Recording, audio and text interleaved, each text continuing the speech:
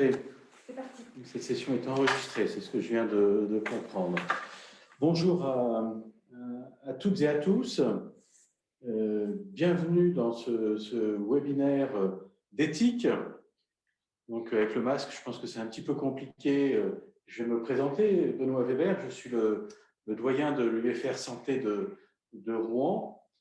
Et je dois dire que je suis assez fier d'accueillir cette réunion qui est devenue un certain classique. Ça fait plusieurs années que l'EREN organise régulièrement des soirées de réflexion éthique sur des sujets extrêmement variés. C'est peut-être la première fois qu'il a lieu entièrement en distanciel. Et donc, on vous donnera un petit peu les règles de fonctionnement pour que ça se passe bien dans les minutes qui viennent. Ce que je voudrais dire, c'est qu'on a 3 intervenants de très grande qualité qui seront présentés par le docteur Clémence Joly qui co-organise cette soirée, mais que le thème est particulièrement à relever, particulièrement intéressant. L'intelligence artificielle, un atout, une contrainte. C'est une vraie question pour le médecin que je suis. Effectivement, on sait maintenant que l'aide au diagnostic, par exemple pour un radiologue, permet de faire des diagnostics qui sont nettement supérieurs à ce que peut faire simplement l'œil humain ou l'intelligence humaine. En génétique, le traitement du génome, les centaines, les millions de paires de bases qu'il faut analyser sont inanalysables uniquement par l'intelligence humaine. En réanimation, ma spécialité, le traitement des données, systole par systole, aboutit à un nombre d'informations considérables qui sont stockées et qui sont analysables. Et tout ça modifie notre exercice, modifie notre approche de la médecine, doit sûrement nous laisser plus de temps pour une médecine plus humaine et nous permettre de disposer de ces outils nouveaux, mais qui vont modifier notre pratique. Et je trouve que la question est donc éminemment pertinente. Il faut réfléchir à savoir comment on les intègre dans notre pratique médicale. Alors, les 3 intervenants qui vont prendre la parole successivement après une courte introduction des différents responsables de l'EREN ont des profils bien différents et vont avoir des approches qui, je pense, vont être très enrichissantes. Il s'agisse du docteur en physique, François Langevin, du médecin nucléaire, Pierre Decaze, ou du philosophe Sébastien Clay. Et donc, je vais leur céder la parole, mais je trouve que ce type de réunions sont extrêmement importantes et je remercie encore les reines de l'avoir organisée. Voilà, bonne réunion. Alors, c'est peut-être Grégoire qui prend la parole. Ouais. Grégoire, c'est à toi la parole. Merci Benoît, monsieur le doyen. Et puis, effectivement, alors merci à Clémence Joly qui reprend le flambeau là, parce que c'est vrai qu'il y a eu la période Covid qui a été un petit peu compliquée. Donc, c'est vrai qu'on a instauré une tradition, donc depuis maintenant plusieurs années, de faire ces réunions du soir historiquement donc sur 2 sites, Rouen et Caen. Moi, je vois un avantage à la crise, il faut bien qu'on en voit un, c'est que du coup, on arrive à faire des événements partagés. Donc, je trouve que c'est intéressant, j'en suis la preuve, c'est que moi, je vais essayer de vous écouter toute la séance, alors qu'avant, il fallait prendre sa voiture pour venir vous rejoindre. Donc, je trouve que c'est un avantage. Et si vous regardez en ligne, il y a quand même une 40aine de personnes qui se sont connectées. Je pense que ce n'est pas fini, donc c'est déjà bien.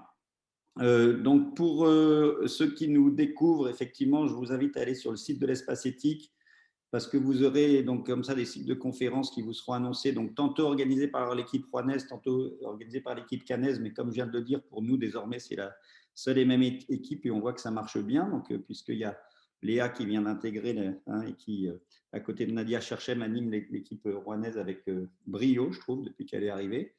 Monsieur le doyen, le cher Benoît, tu sais que aussi je trouve que c'est des vrais sujets pour nos étudiants en santé. Alors je ne sais pas s'ils sont connectés, donc je ne reprendrai pas les exemples que tu viens de donner.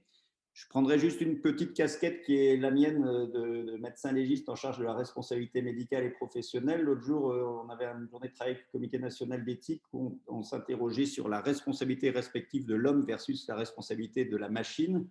Et c'est vrai que dans tout ce qui va être diagnostic assisté, je pense qu'il faudra que nos étudiants apprennent à mettre la machine à la juste place, c'est-à-dire pouvant éventuellement aider le médecin à prendre des décisions compliquées, mais attention aussi de ne pas tout déléguer à la machine parce que il y a peut-être quand même des situations où l'humain restera quand même le garant de la bonne décision en santé.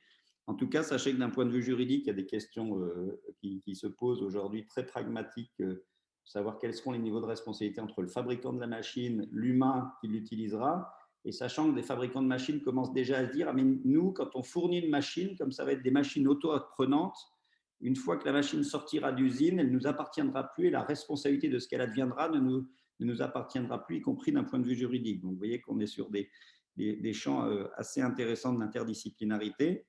Je ne serai pas plus long pour dire aussi que si vous avez besoin de références, et puis on mettra cette web conférence en ligne, mais il y a tout un tas de documentation aussi sur intelligence artificielle qu'on a mis en ligne sur le site de l'Espace Éthique. Et puis, je voulais remercier les 3 panélistes, et puis en particulier nos collègues et Sébastien Kless, avec qui on travaille régulièrement, mais les autres que je vais écouter avec sympathie. Donc, je ne vais pas être plus long parce que je pense qu'il faut laisser la parole et qu'on puisse échanger après. Donc, bonne soirée à tout le monde.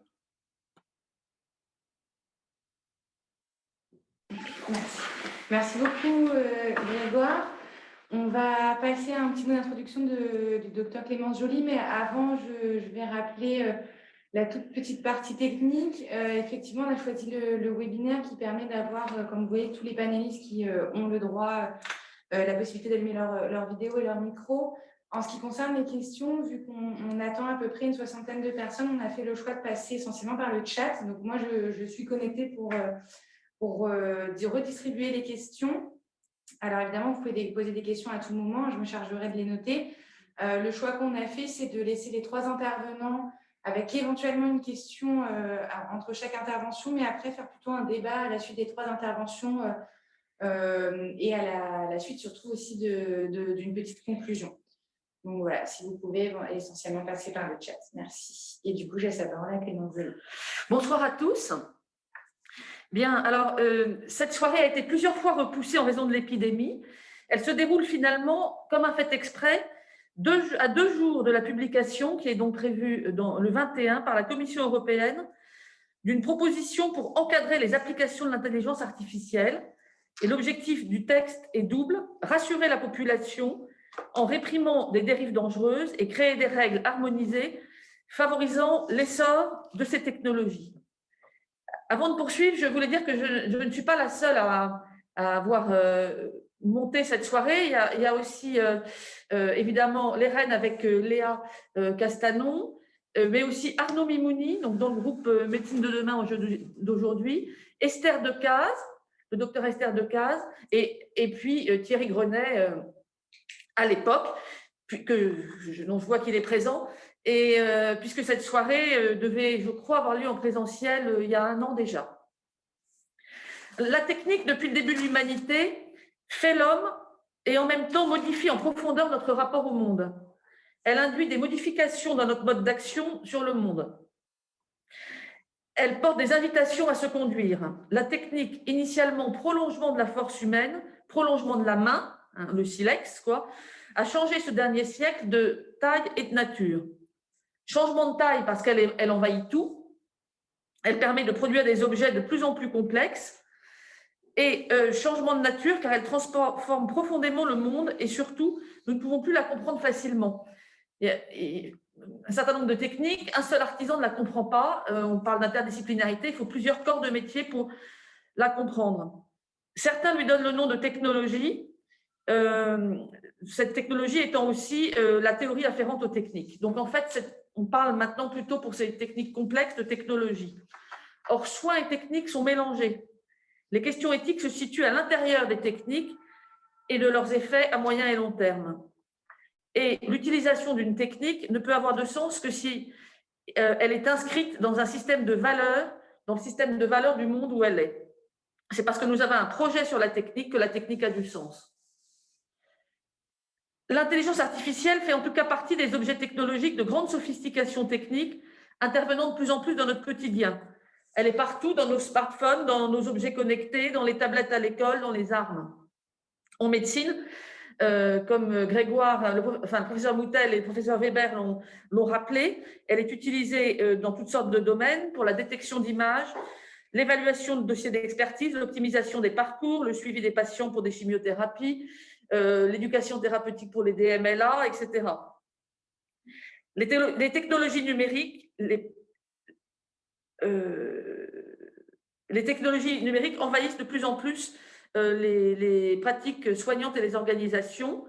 Elles sont portées par des politiques publiques, en particulier par la feuille de route Accélérer le virage numérique en santé, dans le cadre de Ma Santé 2022. Mais en fait, souvent, nous la connaissons mal et les utilisateurs sont coupés de l'élément de base, sont coupés de sa source. L'intelligence artificielle fascine autant qu'elle fait peur. Pour autant, est-ce qu'elle peut rivaliser avec une intelligence humaine généraliste? Est-ce que les algorithmes de l'IA pourraient amenuiser notre autonomie décisionnelle, notre capacité à construire une expertise? Est-elle une aide pour les médecins? Permet-elle de développer la puissance d'agir des médecins et des malades en prenant en charge les tâches répétitives? Ou au contraire, risque-t-elle de déshumaniser les relations? Comment modifie-t-elle notre rapport au savoir, à l'incertitude? Quelles sont les conséquences de son utilisation sur les décisions médicales? Donc, il nous a semblé intéressant, effectivement, de mieux comprendre déjà son fonctionnement avant de réfléchir à ces enjeux. Et pour ce faire, nous avons 3 intervenants de grande qualité. Tout d'abord, le professeur François Langevin, qui est titulaire de la chaire de management des technologies de santé de l'EHESP et chercheur à l'UTC de Compiègne. Il est ingénieur biomédical hospitalier, docteur en physique et HDR en physique. Il va nous expliquer le fonctionnement de l'intelligence artificielle. Ensuite, Pierre Decazes, qui est médecin de médecine nucléaire au centre anticancéreux d'Henri Becquerel de Rouen, enseignant à l'université de Rouen, doctorant également sur l'imagerie médicale fonctionnelle pour l'exploration des cancers et membre du groupe de l'intelligence artificielle de la Société française de médecine nucléaire, nous développera plus quelques utilisations en médecine. Et enfin, Sébastien Claes est chercheur en philosophie, responsable de la communication et de la stratégie de médiation à l'Espace éthique Île-de-France, et il a monté un DU cette année, un DU éthique du numérique en santé, nous offrira une approche plus philosophique. Voilà, donc chacun des intervenants ont à peu près 20 minutes, et puis après, donc peut-être s'il y a une question de précision technique, mais le débat se fera surtout à la fin. Et puis Arnaud Mimouni, qui est psychologue, nous proposera une conclusion. François, c'est à vous.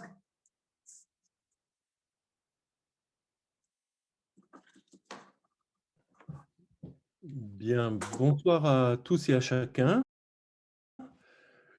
Est-ce que vous me recevez bien d'abord? Oui. Très bien. Écoutez, je vous remercie infiniment pour votre invitation. Merci au professeur Weber, au professeur Moutel, à vous-même, Clémence, pour l'opiniâtreté, pour organiser cette conférence. Comme vous l'avez dit, je suis ingénieur de formation, ingénieur électricien, puis j'ai été après ingénieur biomédical des hôpitaux. J'ai passé un doctorat, mais en maths appliquées. Je ne suis pas physicien, je connais quelques éléments de physique, mais j'ai fait un doctorat en maths appliquées et puis une HDR. J'ai dirigé à peu près 22 ou 23 thèses de doctorat. Ça fait 10 ans maintenant que je suis à mi-temps à l'école de la santé publique à Rennes, qui forme notamment les directeurs d'hôpitaux. Et c'est vrai que ce sur quoi je travaille, c'est beaucoup d'essayer de comprendre l'impact des techniques sur les organisations. Alors, sans rentrer dans le détail de ce que vous avez dit, je préfère maintenant le mot technique à technologie. Technologie, c'est le logos sur les techniques, c'est-à-dire le discours sur les techniques, mais c'est plutôt l'acception anglo-saxonne que l'on utilise maintenant. Et le mot technologie, c'est plutôt, en bon français, le hardware, disons. Et c'est vrai que les techniques, ça regroupe les technologies et les compétences humaines et les hommes, l'un et l'autre n'étant pas dissociables. Voilà en préalable. Donc, mon propos sera assez peu sur l'éthique, même si je pense qu'il y aura des conséquences assez directes de ce que je vais dire sur les questions que vous avez dites. Voilà en gros.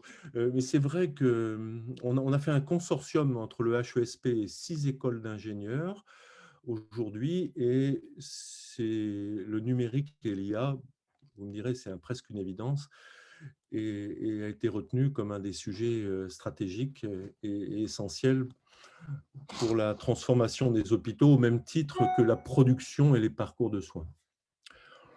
Alors, je vais partager mes diapos. Dites-moi aussi si vous les voyez correctement.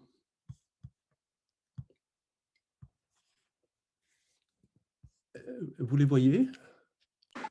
Parfait, François, merci. Merci. Alors, j'ai des diapos sérieuses et d'autres qui le sont moins. Alors, il faudrait que j'arrive à les passer déjà.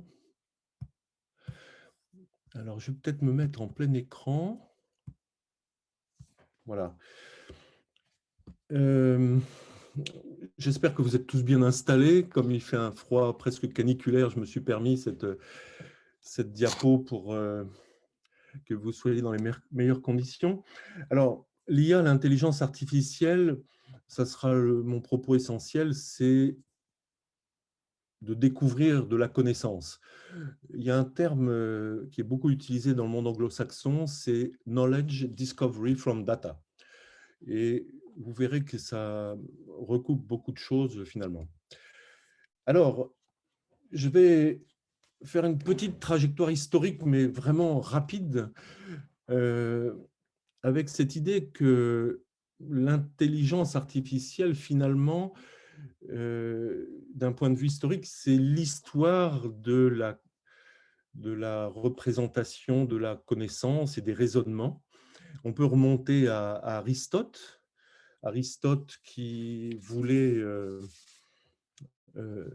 réguler les joutes oratoires dans les agoras et qui a réfléchi à la logique pour pouvoir trancher et finalement juger de qui avait raison dans les débats. Donc, il est le père des syllogismes qui permettent de savoir la vérité, au contraire des paralogismes ou des sophismes qui, eux, au contraire, ne permettaient pas d'accéder, qui étaient en quelque sorte des effets pervers de cette logique. Et ce que l'on peut surtout, ce dont on peut se souvenir, c'est que il a proposé une logique binaire, c'est-à-dire que toutes les phrases, toutes les assertions étaient vraies ou fausses. Vous verrez que ça a son importance. J'ai noté comme deuxième personnage dans un florilège, bien sûr, de savants, Ibn al-Haytham, qui était d'origine arabe autour du XIe siècle et à qui l'on prête la paternité des modèles expérimentaux, ce qu'on appelle aujourd'hui l'induction, en quelque sorte. On connaît A, l'entrée, on connaît B, la conséquence, et finalement, entre les deux, eh bien, il y a une sorte de modèle, et c'est ce modèle dont il a été le premier auteur, et notamment pour des questions de physique en optique. Et donc, il a permis de développer ça, et ça aura toute son importance après, donc l'induction, c'est-à-dire la mise au point de modèles. Et c'est vrai qu'à partir de ces modèles, on peut faire tirer d'autres conséquences, comme la déduction, à partir du modèle, connaissant l'entrée, eh bien, on va, avec le modèle, en déduire la sortie, ou au contraire, l'abduction, c'est-à-dire connaissant la sortie et le modèle, savoir quelle était l'entrée, et finalement, qui est un vrai problème de médecin, si je peux me permettre, puisque c'est quand même la maladie, la sortie, le modèle qui peut être connu, et le phénomène d'abduction permet de trouver la cause de cette maladie, connaissant le modèle. René Descartes. Alors, René Descartes, il est connu bien sûr pour différentes choses, et je vais retenir ce point essentiel, c'est qu'il décrivait les phénomènes complexes, et aujourd'hui on devrait dire plutôt compliqués, et que chacun de ces phénomènes pouvait être décomposé en éléments plus simples, explicables par chacun de ces éléments plus simples, et puis à partir de là, on pouvait reconstituer ce qui était compliqué à partir des éléments simples. Donc, cette décomposition suppose un certain nombre de choses, mais en tout cas, elle a prévalu dans beaucoup de raisonnements jusqu'au XXe siècle, parce que on pensait qu'effectivement qu'on pouvait toujours décomposer les phénomènes compliqués en phénomènes simples. Et par exemple, Newton a décrit la loi de la gravité avec les F égale m gamma, vous savez. Mais finalement, ce qu'on dit assez peu, c'est que c'est un mécanisme à deux corps célestes, avec par exemple la Terre et la Lune, mais dès qu'il y a un troisième corps, si on tient compte du Soleil, eh bien, ça devient un phénomène complexe, et la description est beaucoup, beaucoup plus compliquée parce qu'il y a des interactions entre les parties qui ne sont pas décrites dans ce phénomène premier. Alors, je saute quelques années pour arriver à Alan Turing, que vous connaissez bien sûr, un personnage qui a été rendu célèbre par un film récent d'il y a quelques années, qui s'appelle Imitation Game. Et ce Britannique a permis de décrypter le code qu'utilisait l'état-major nazi pour envoyer à ses sous-marins la position des navires alliés et pour pouvoir les couler plus facilement. Et donc, il a fabriqué une machine qui a permis de décrypter ce code. En fait, Enigma, c'était un code qui avait été mis au point par les Polonais et qui a été adopté par les nazis. Et vous savez qu'à la fin de sa vie, en 1954, comme il était homosexuel, on lui a proposé d'avoir une camisole chimique qu'il a mal supportée. Il s'est suicidé. Et pour la petite histoire, il a mangé une pomme avec du cyanure. Et vraisemblablement, Steve Jobs, avec la marque Apple, lui a rendu cet hommage peu connu et à travers son logo.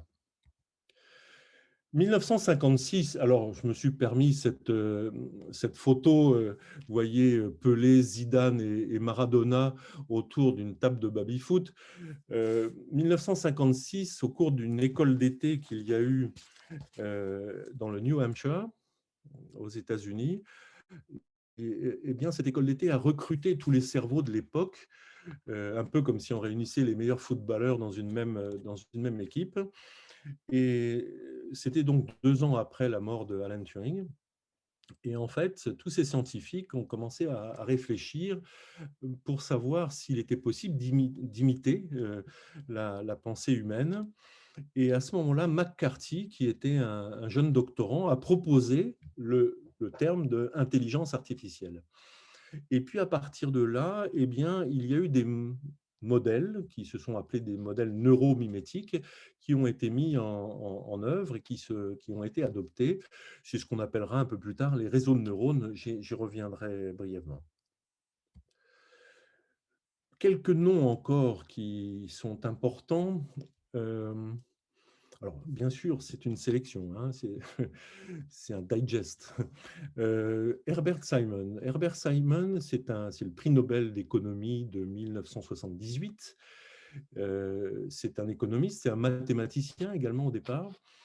Et il avait dit depuis longtemps qu'il était difficile de manipuler beaucoup de variables pour comprendre les phénomènes et surtout d'expliquer les phénomènes lorsqu'on avait très peu de données ou ce qu'il appelait des données manquantes. Et il a élaboré ce qui s'appelle la théorie de la rationalité limitée.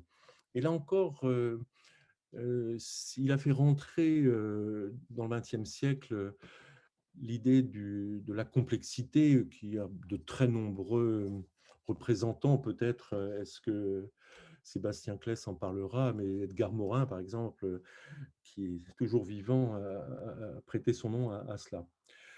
Un autre nom très important, c'est Zadé. Alors Zadé, il est connu parce qu'il a mis au point la logique floue. En fait, la logique floue était née en 1920 à peu près par un Polonais qui s'appelait Lubrasiewicz, et qui permettait non pas de raisonner comme la logique d'Aristote avec des propositions vraies ou fausses, mais il avait introduit un troisième état qui était un état de non-connaissance, d'incertitude. Et en fait, c'était une position qu'il avait trouvée, notamment en travaillant avec les physiciens de mécanique quantique, parce que vous savez que à l'époque, les physiciens de mécanique quantique avaient des états qu'ils ne pouvaient pas décrire complètement. Et donc, à ce moment-là, ça se prêtait bien. Donc, il y a eu beaucoup de chercheurs là-dessus. Donc, Zadé, très important, qui a élargi beaucoup cette théorie. Plus récemment, Kaufmann, Zalila, qui est un collègue de l'UTC qui est très connu au niveau international, dont je reparlerai un petit peu. Voilà. Alors, en 1975, un des premiers systèmes d'intelligence artificielle s'appelait Mycin, qui a été mis au point à Stanford. C'était destiné aux hématologues, je crois, pour des identifications infectieuses de bactéries. Et c'était ce qu'on appelait un système expert, c'est-à-dire on avait écrit à la main, à partir de la connaissance des experts, plus de 600 règles. Et il se trouve que dès cette époque, certains experts de Stanford se sont prêtés au jeu de l'évaluation et lorsqu'ils ont été mis en compétition avec le système Mycin, les moins bons experts avaient 42,5% de bonnes réponses, le meilleur 62,5% sur des dossiers qu'ils ne connaissaient pas, tandis que Mycin avait 65% de bonnes réponses. Donc, dès cette époque, eh bien, on voit que la machine, en quelque sorte, avait des succès dans une sorte de raisonnement. Alors, tout le monde connaît sans doute la défaite de Kasparov en 1997 par Deep Blue d'IBM et la colère violente qu'il a poussée en disant que derrière l'ordinateur, en fait, il y avait X grands mètres qui étaient cachés. C'était une méthode à base de règles d'expertise également. Et puis, plus tard, donc alors je ne vois plus, c'est en 2000, c'est caché par 2010 de tête ou 2000. Eh bien, Lee Sedol, qui était un grand maître, qui n'était pas le champion du monde, mais qui l'avait été, a été battu cette fois-ci par l'AlphaGo de Google.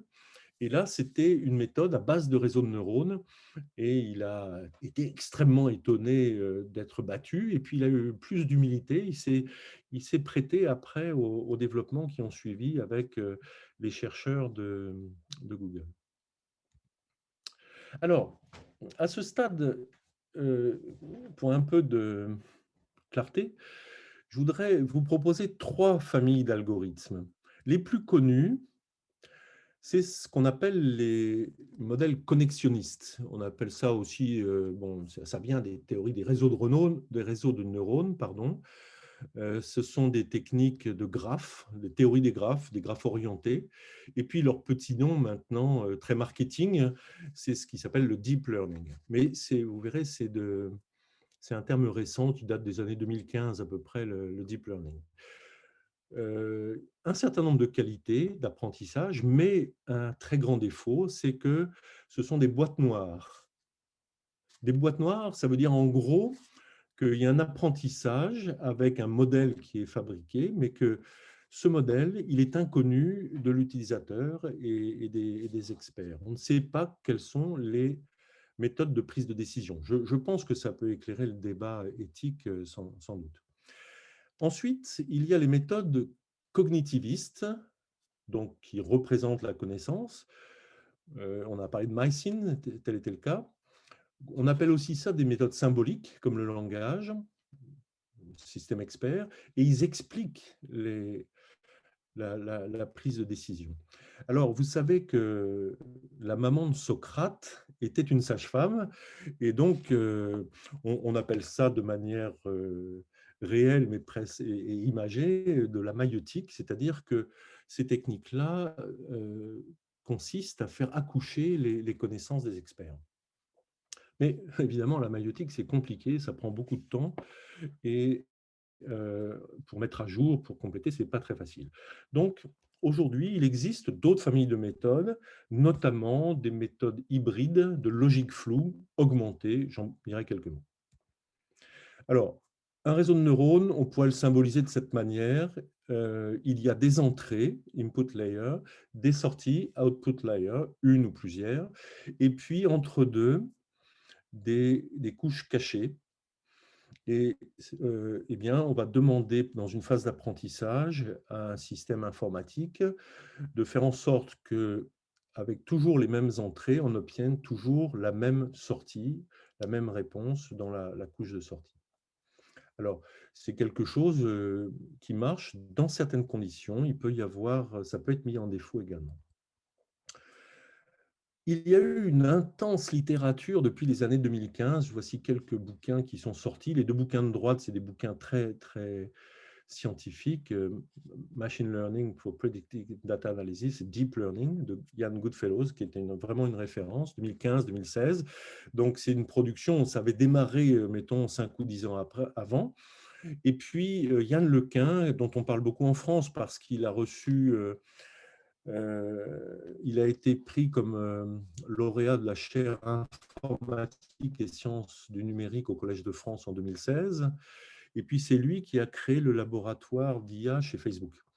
Alors, il y a un bouquin qui se lit assez bien. Enfin, il y a une partie qui se lit très facilement, puis l'autre un peu plus ardue, qui s'appelle « Quand la machine apprend ». Et lui, c'est un défenseur, mais alors complètement...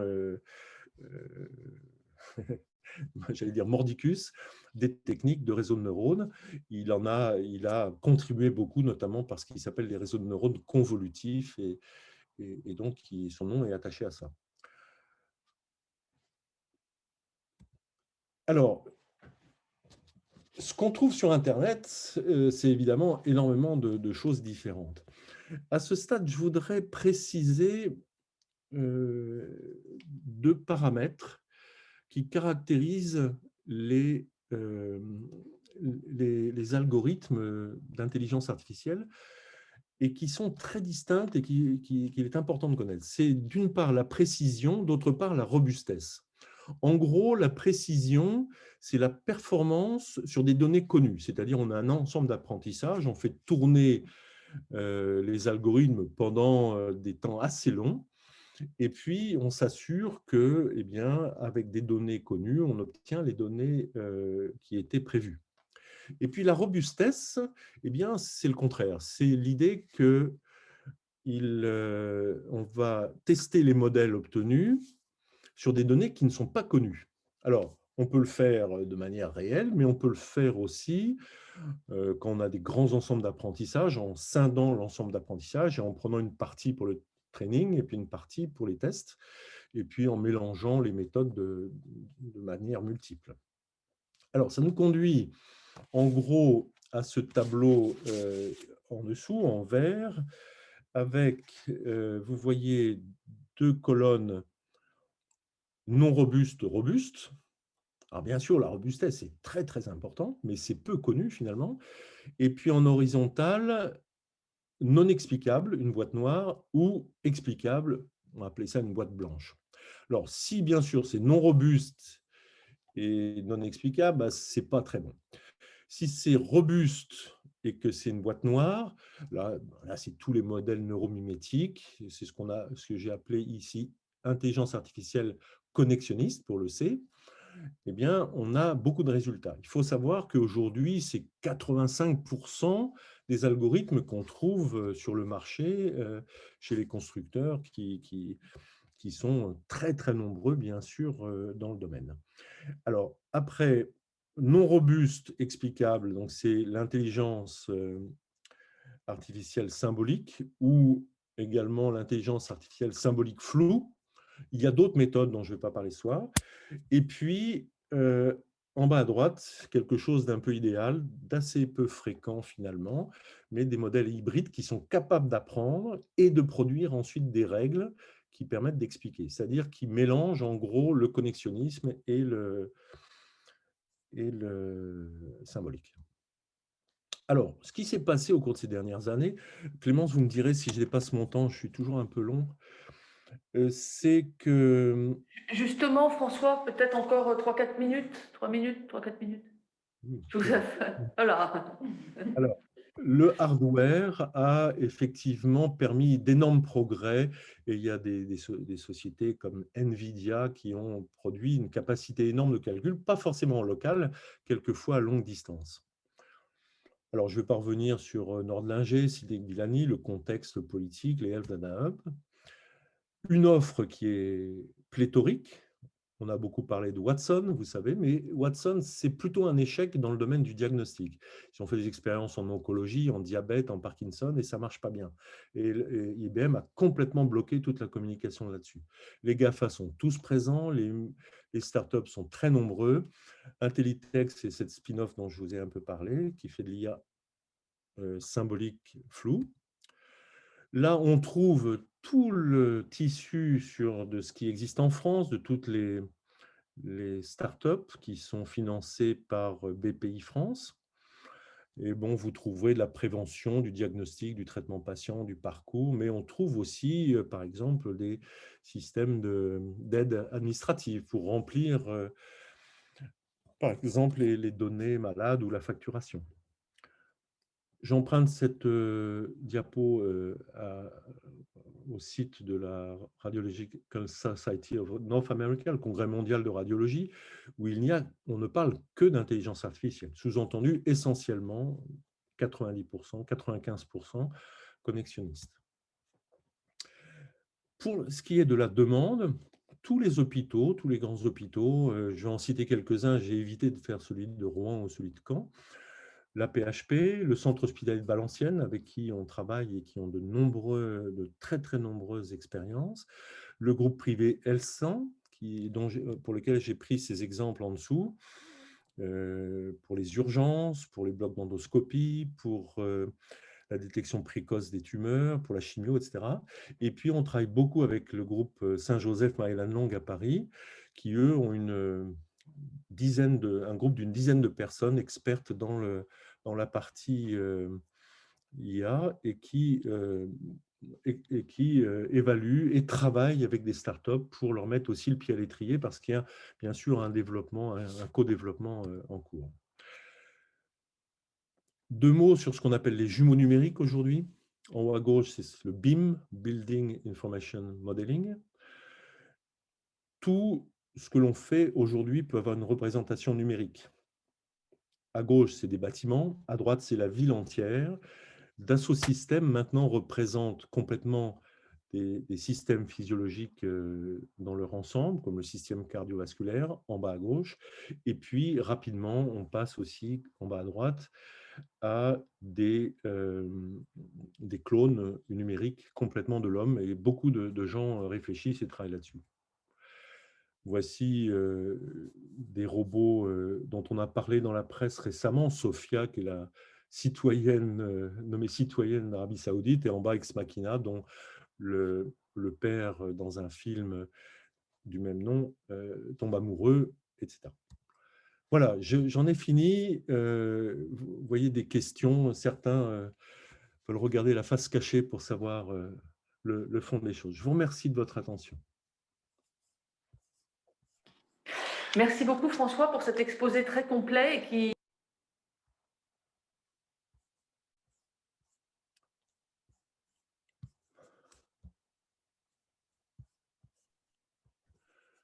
Irène, vous avez coupé votre micro. Votre micro a été coupé, je crois. C'est mieux? Oui. Voilà, s'il n'y a pas de questions, donc je vais laisser… On n'a pas entendu, Alors, on n'a pas Clémence. entendu ce que j'ai dit. Alors, je voulais Le remercier… micro est coupé. Là, vous entendez? Oui. Je voulais remercier François pour son exposé très complet qui nous ouvre des horizons très importants. On voit bien qu'on est à l'aube d'encore un feu d'artifice dans le domaine de l'intelligence artificielle et voilà, je pense que, enfin, en tout cas, moi, j'ai encore beaucoup de choses à apprendre sur le sujet. Donc, comme il n'y a pas de questions sur le chat, eh bien, nous allons passer la parole au docteur Pierre Decazes. Voilà, Pierre, qui va nous donner des exemples peut-être plus précis, en tout cas en médecine nucléaire.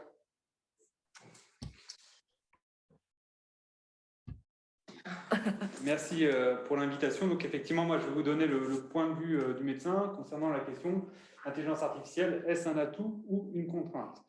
Donc déjà, il faut savoir que l'intelligence artificielle, selon un des maîtres à penser actuels de l'intelligence artificielle, donc c'est Andrew Ng, eh bien, l'IA est la nouvelle électricité. Ce qu'il faut comprendre par là, c'est que l'IA va être partout, comme l'électricité est partout, et donc elle va être dans toutes les industries, et notamment en médecine. Alors, l'IA, ça a déjà été abordé, mais globalement, on peut la définir comme la capacité d'une machine à imiter le comportement humain intelligent. Le machine learning va être un sous-groupe d'intelligence artificielle qui, en fait, a la capacité d'apprendre depuis des données sans avoir été explicitement programmé. Et le deep learning, qui va plutôt nous intéresser aujourd'hui, et l'apprentissage profond, en fait, c'est un sous-type de machine learning qui va reposer sur des réseaux de neurones artificiels organisés en de très nombreuses couches afin d'apprendre avec un haut niveau d'abstraction. Si on parle de neurones artificiels, c'est parce qu'ils sont vraiment inspirés des neurones biologiques. Les neurones biologiques, vous avez ici le corps cellulaire avec des dendrites qui reçoivent les informations de neurones en amont. Ces informations vont être intégrées au niveau du corps cellulaire et l'information peut être transmise le long de l'axone jusqu'aux terminaisons axonales qui sont connectées avec d'autres neurones et ensuite, comme ça, la transmission à d'autres neurones. Le neurone artificiel fonctionne de la même manière puisque vous avez ici des influx des neurones artificiels en amont qui vont être pondérés par des poids. Ce sont ces poids sur lesquels on va travailler lors de l'apprentissage. Ils vont être combinés et en fonction de cette combinaison, il va y avoir une activation de la transmission pour les neurones suivants. Donc, comme on l'a vu tout à l'heure, les réseaux de neurones, en fait, constituent une organisation des neurones artificiels. Ça peut être des organisations très simples comme celui-ci, mais en fait, on peut organiser ces neurones en des couches très nombreuses. Et le deep learning, justement, est fondé sur le fait d'avoir des couches en très grand nombre.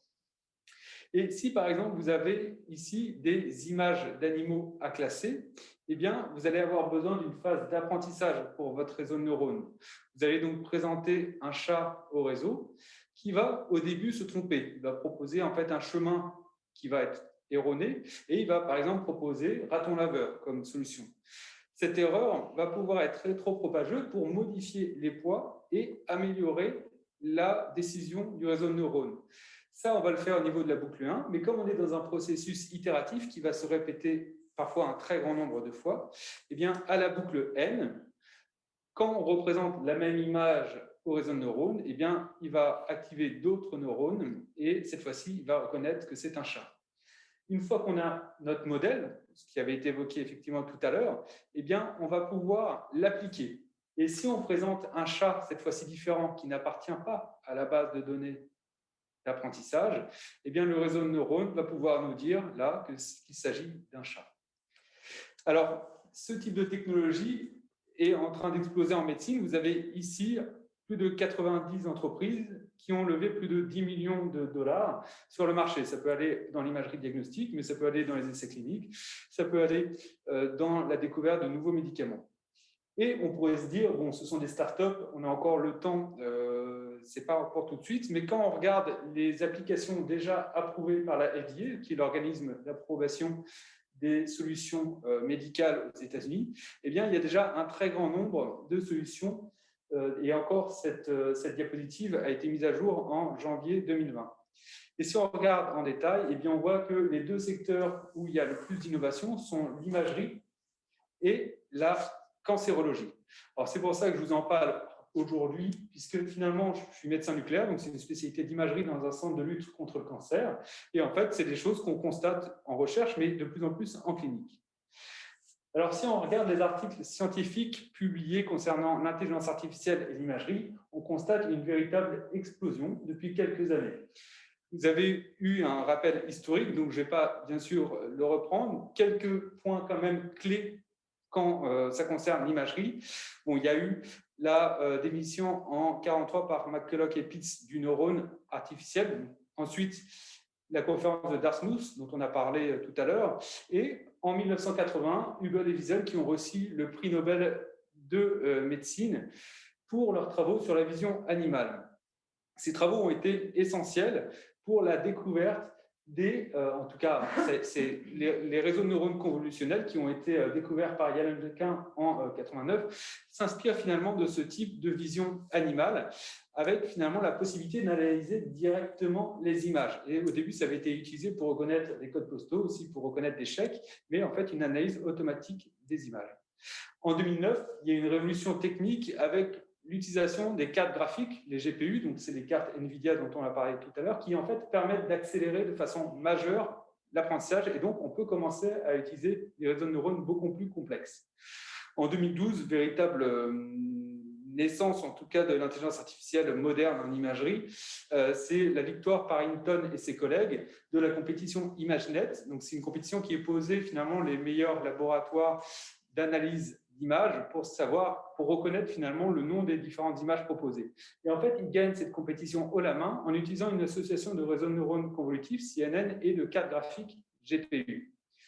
En 2015, René Berger et ses collègues vont inventer l'architecture UNet, donc c'est un type d'organisation des réseaux de neurones artificiels. Et en fait, ce type d'architecture est retrouvé dans un très grand nombre de solutions médicales actuellement.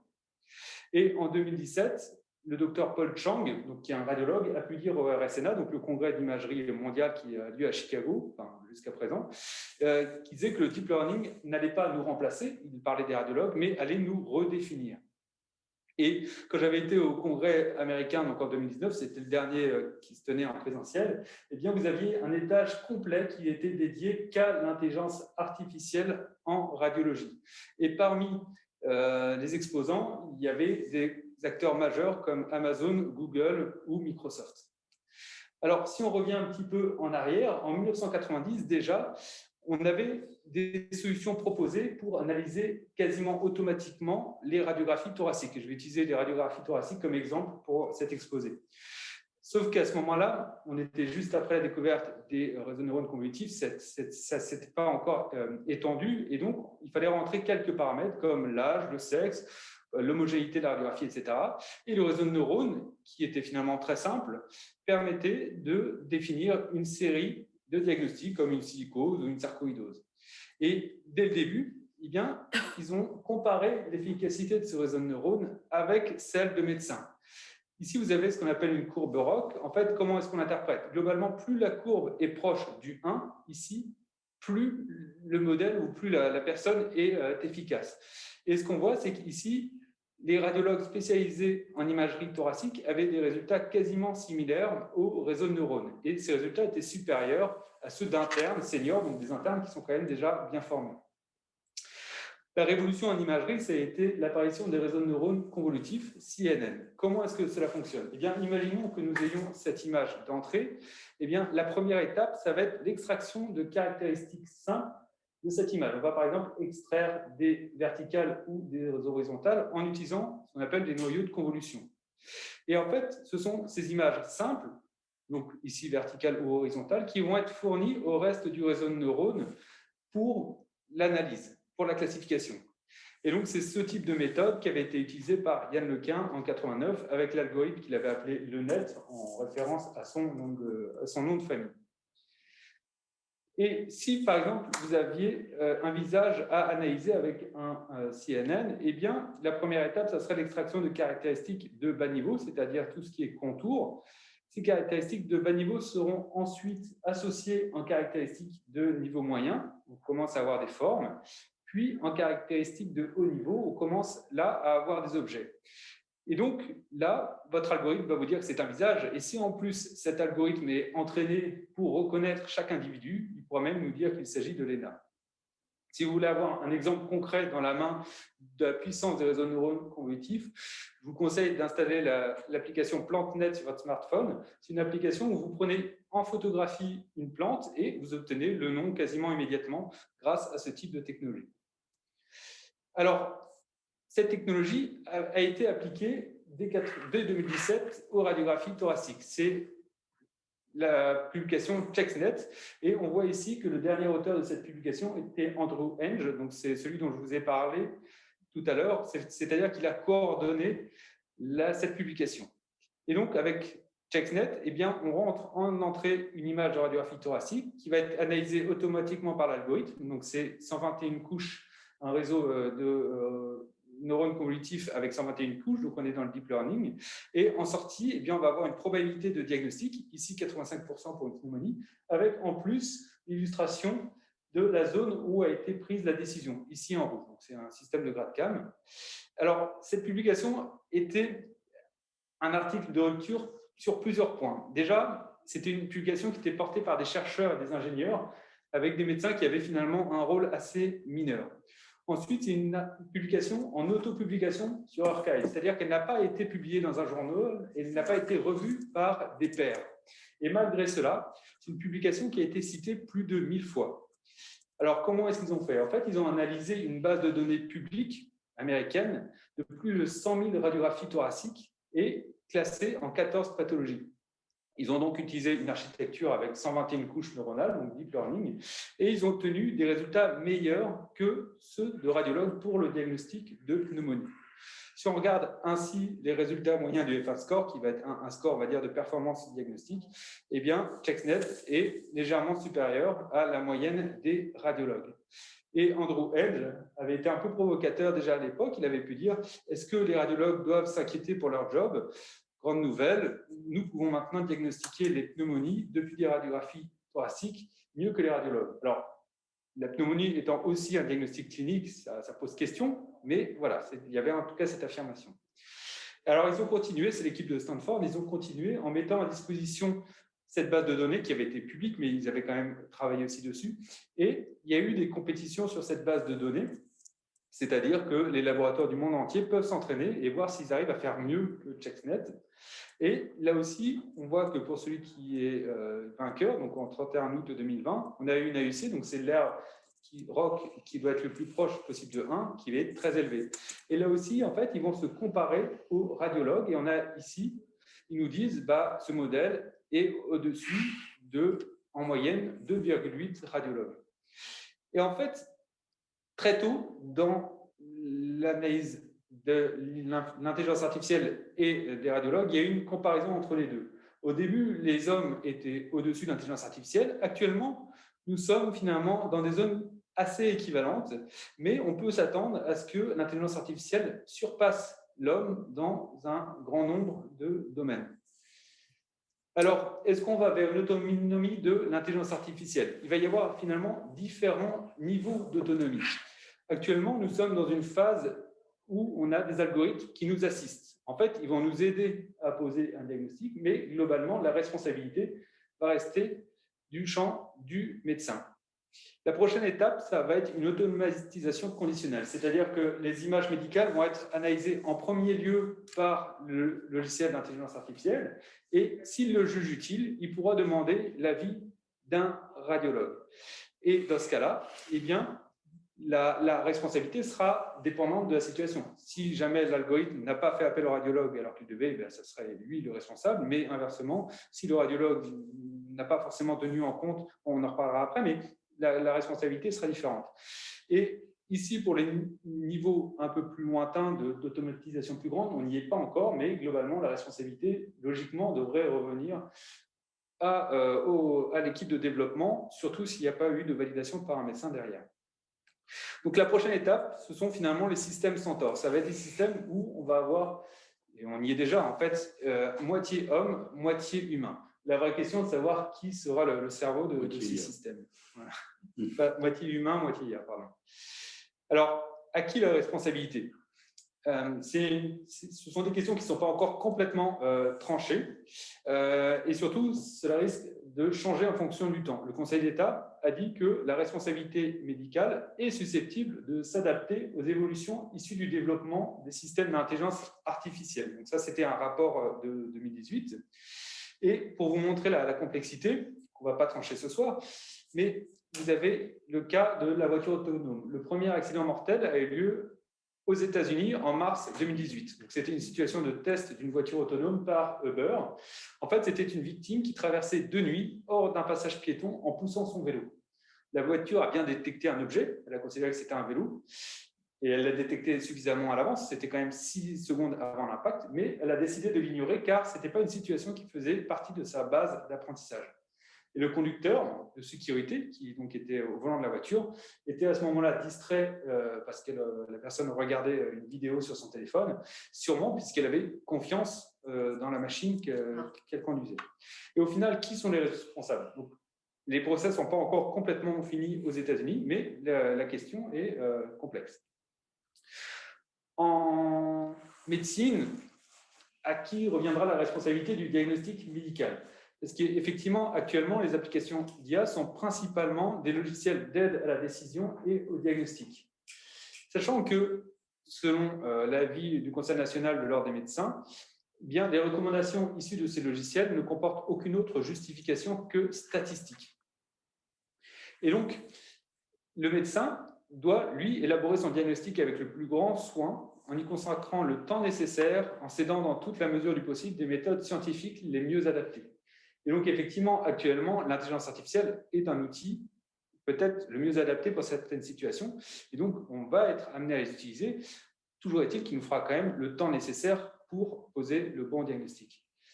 Alors, quelles sont les fautes diagnostiques envisageables pour un médecin? Là, c'est vraiment des suppositions, il n'y a encore rien de tranché, il n'y a pas encore de jurisprudence, mais on pourrait s'imaginer qu'un médecin qui s'obstine dans son diagnostic erroné, alors même que l'IA l'a amené à le revoir, pourrait être en faute.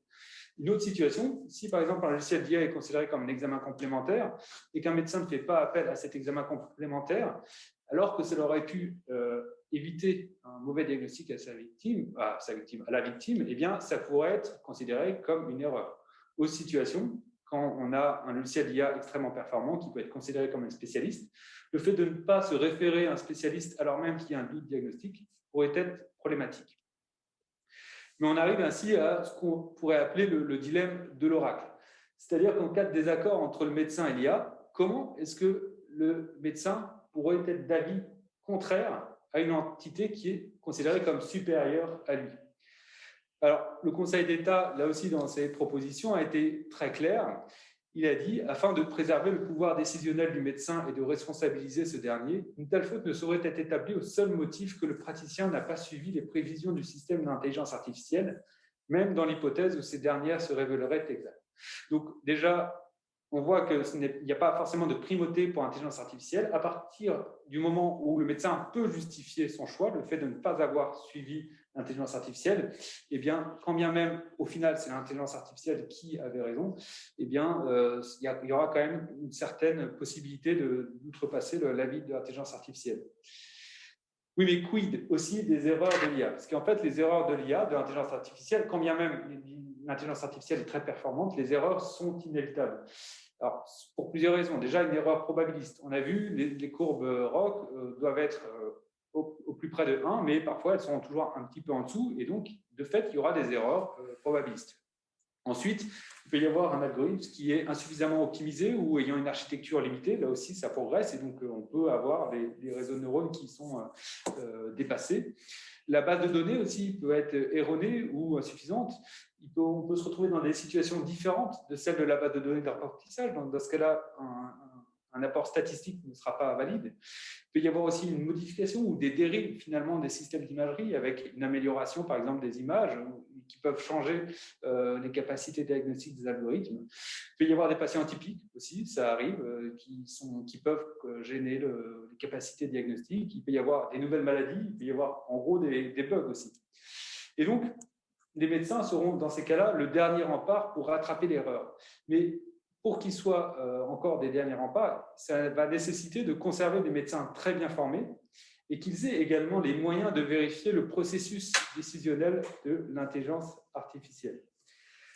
J'avais un exemple comme ça. Alors, ce n'était pas un logiciel de dernière génération, mais nous avions un patient qui était venu réaliser une TEP cérébrale dans le cadre de bilan de démence. Et le logiciel nous indiquait que c'était un examen pathologique, sauf que le patient avait bougé durant l'examen. Et donc, en fait, l'examen était ininterprétable. Mais si on s'était juste limité au diagnostic de la machine, eh bien, nous aurions rendu un examen comme pathologique, alors qu'il fallait le refaire. Autre exemple, comme je suis sur le thème de la radiographie thoracique, lors de la sortie de Jacksnet, la Covid-19 n'existait pas. Et donc, si on veut que Jacksnet puisse diagnostiquer la Covid-19, il va falloir refaire un réapprentissage de cet algorithme. Alors, IA et médecin, EMI ou AMI? Eh bien, pour répondre à cette question, il y a eu une publication récente d'un sondage de plus de 1000 radiologues ou internes en radiologie sur leur peur du remplacement, la connaissance de l'intelligence artificielle et leur attitude face à l'intelligence artificielle. Parmi les résultats intéressants, eh bien, il y avait 48% des radiologues et des internes qui avaient une attitude ouverte et proactive envers l'IA, tandis que 38% craignaient d'être remplacés par l'IA. Autre élément important, ils ont observé que des niveaux de connaissances intermédiaires ou avancés en matière d'intelligence artificielle pouvaient favoriser l'adoption de l'IA dans la pratique clinique, tandis que des niveaux de connaissances rudimentaires semblaient être inhibiteurs. Et donc, leur conclusion, c'était que l'IA devait être intégrée dans les programmes de formation en radiologie afin de faciliter son adoption clinique. Alors, au final, on a parlé de technologie, et donc il y a une tentation qui existe, c'est la tentation ludique, c'est-à-dire la destruction des matériels pour rester finalement à l'étape d'avant. Donc le mouvement ludique, c'était au début du 19e siècle en Angleterre, donc c'était pendant la première révolution industrielle, c'était des artisans, notamment des tondeurs ou des personnes qui créent des tissus, qui en fait ont commencé à être remplacés par des machines, alors même qu'ils avaient des métiers très reconnus et bien rémunérateurs. En fait, ils se sont retrouvés dépossédés de leurs moyens de production et certains ont commencé à détruire les machines. C'est un mouvement qui a été fortement réprimé. Alors, je ne pense pas que ce mouvement viendra de la part des médecins qui s'adapteront, mais en revanche, je pense que ça peut être une tentation forte chez certains patients, puisqu'on peut assister à une déshumanisation de la médecine, et si les patients ont envie d'être guéris, ils ont aussi envie d'être soignés. Et une médecine déshumanisée, finalement, peut-être qu'elle peut encore guérir, mais je ne suis pas sûr qu'elle peut encore soigner. Et donc, pour conclure, je citerai René Le Riche qui, lors de sa leçon inaugurale en 1938 au Collège de France, écrivait que les progrès de la médecine lui font courir un danger auquel elle ne va peut-être plus pouvoir résister. Celui d'oublier, à côté de ses humeurs, l'homme qui est son objet, l'homme total, être de chair et de sentiment. Et d'instinct, elle se demande s'il ne faudrait pas que soit remise à sa place l'éminente primauté de l'observation de l'homme par l'homme, afin qu'on ne voit pas s'effondrer le vieux sens hippocratique devant la dictature des appareils. Je vous remercie. Merci Pierre de cet exposé remarquable, très clair, et qui nous ouvre des horizons insoupçonnés et beaucoup de questions. Léa, est-ce qu'il y a une question technique ou est-ce qu'on... Non, pour l'instant, je n'ai pas de questions techniques dans le chat. Moi, je voulais juste demander quelque chose qu'on pourra peut-être rediscuter tout à l'heure. Il me semble que l'importance des données qu'on rentre initialement dans les machines est très importante. Il faudra peut-être c'est quelque chose qui peut être intéressant de discuter. Est-ce qu'on choisit les données?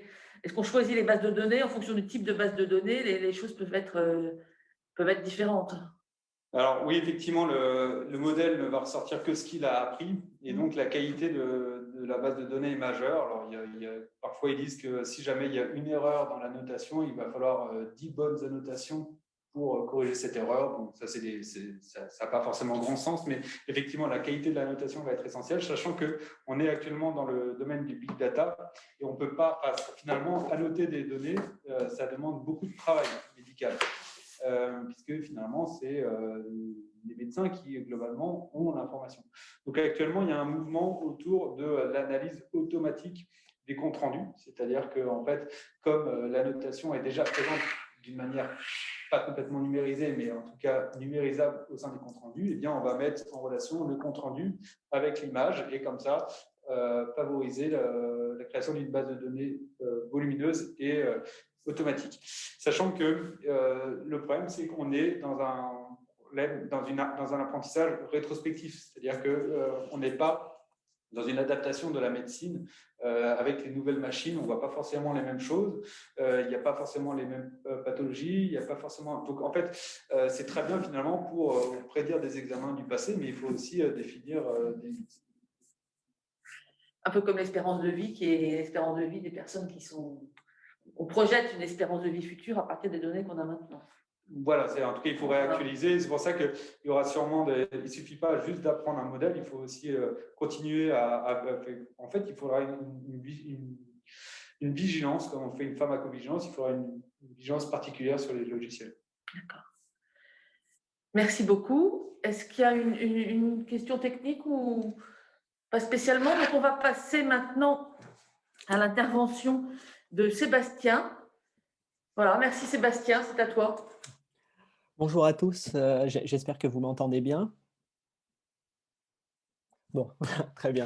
Merci à l'Espace éthique de Normandie de me recevoir. Je vais essayer de mener une réflexion assez libre. J'ai préparé des choses, mais finalement, je vais essayer de traiter, entre autres, de cette question à quoi peut servir l'éthique dans le numérique en santé? Parce que on a entendu parler dans les interventions précédentes d'autonomie, de la notion de complexité, effectivement, qui renvoie à Edgar Morin, à la notion de responsabilité, et la notion d'incertitude que je vais essayer d'évoquer avec vous lors de mon intervention. Et la question centrale, puisque finalement on est ici dans un espace éthique, voilà, à quoi peut servir l'éthique quand on réfléchit à ces questions? On a eu des points de vue de scientifiques, des points de vue d'ingénieurs, des points de vue de médecins qui sont tous très intéressants et qu'il faut tous bien comprendre et intégrer. Et finalement, on pourrait se demander s'il ne s'agit pas uniquement de questions juridiques, renvoyant par exemple à la protection des données, de questions organisationnelles. En quoi ça modifie le processus, le parcours de patient, par exemple, ou de questions médicales.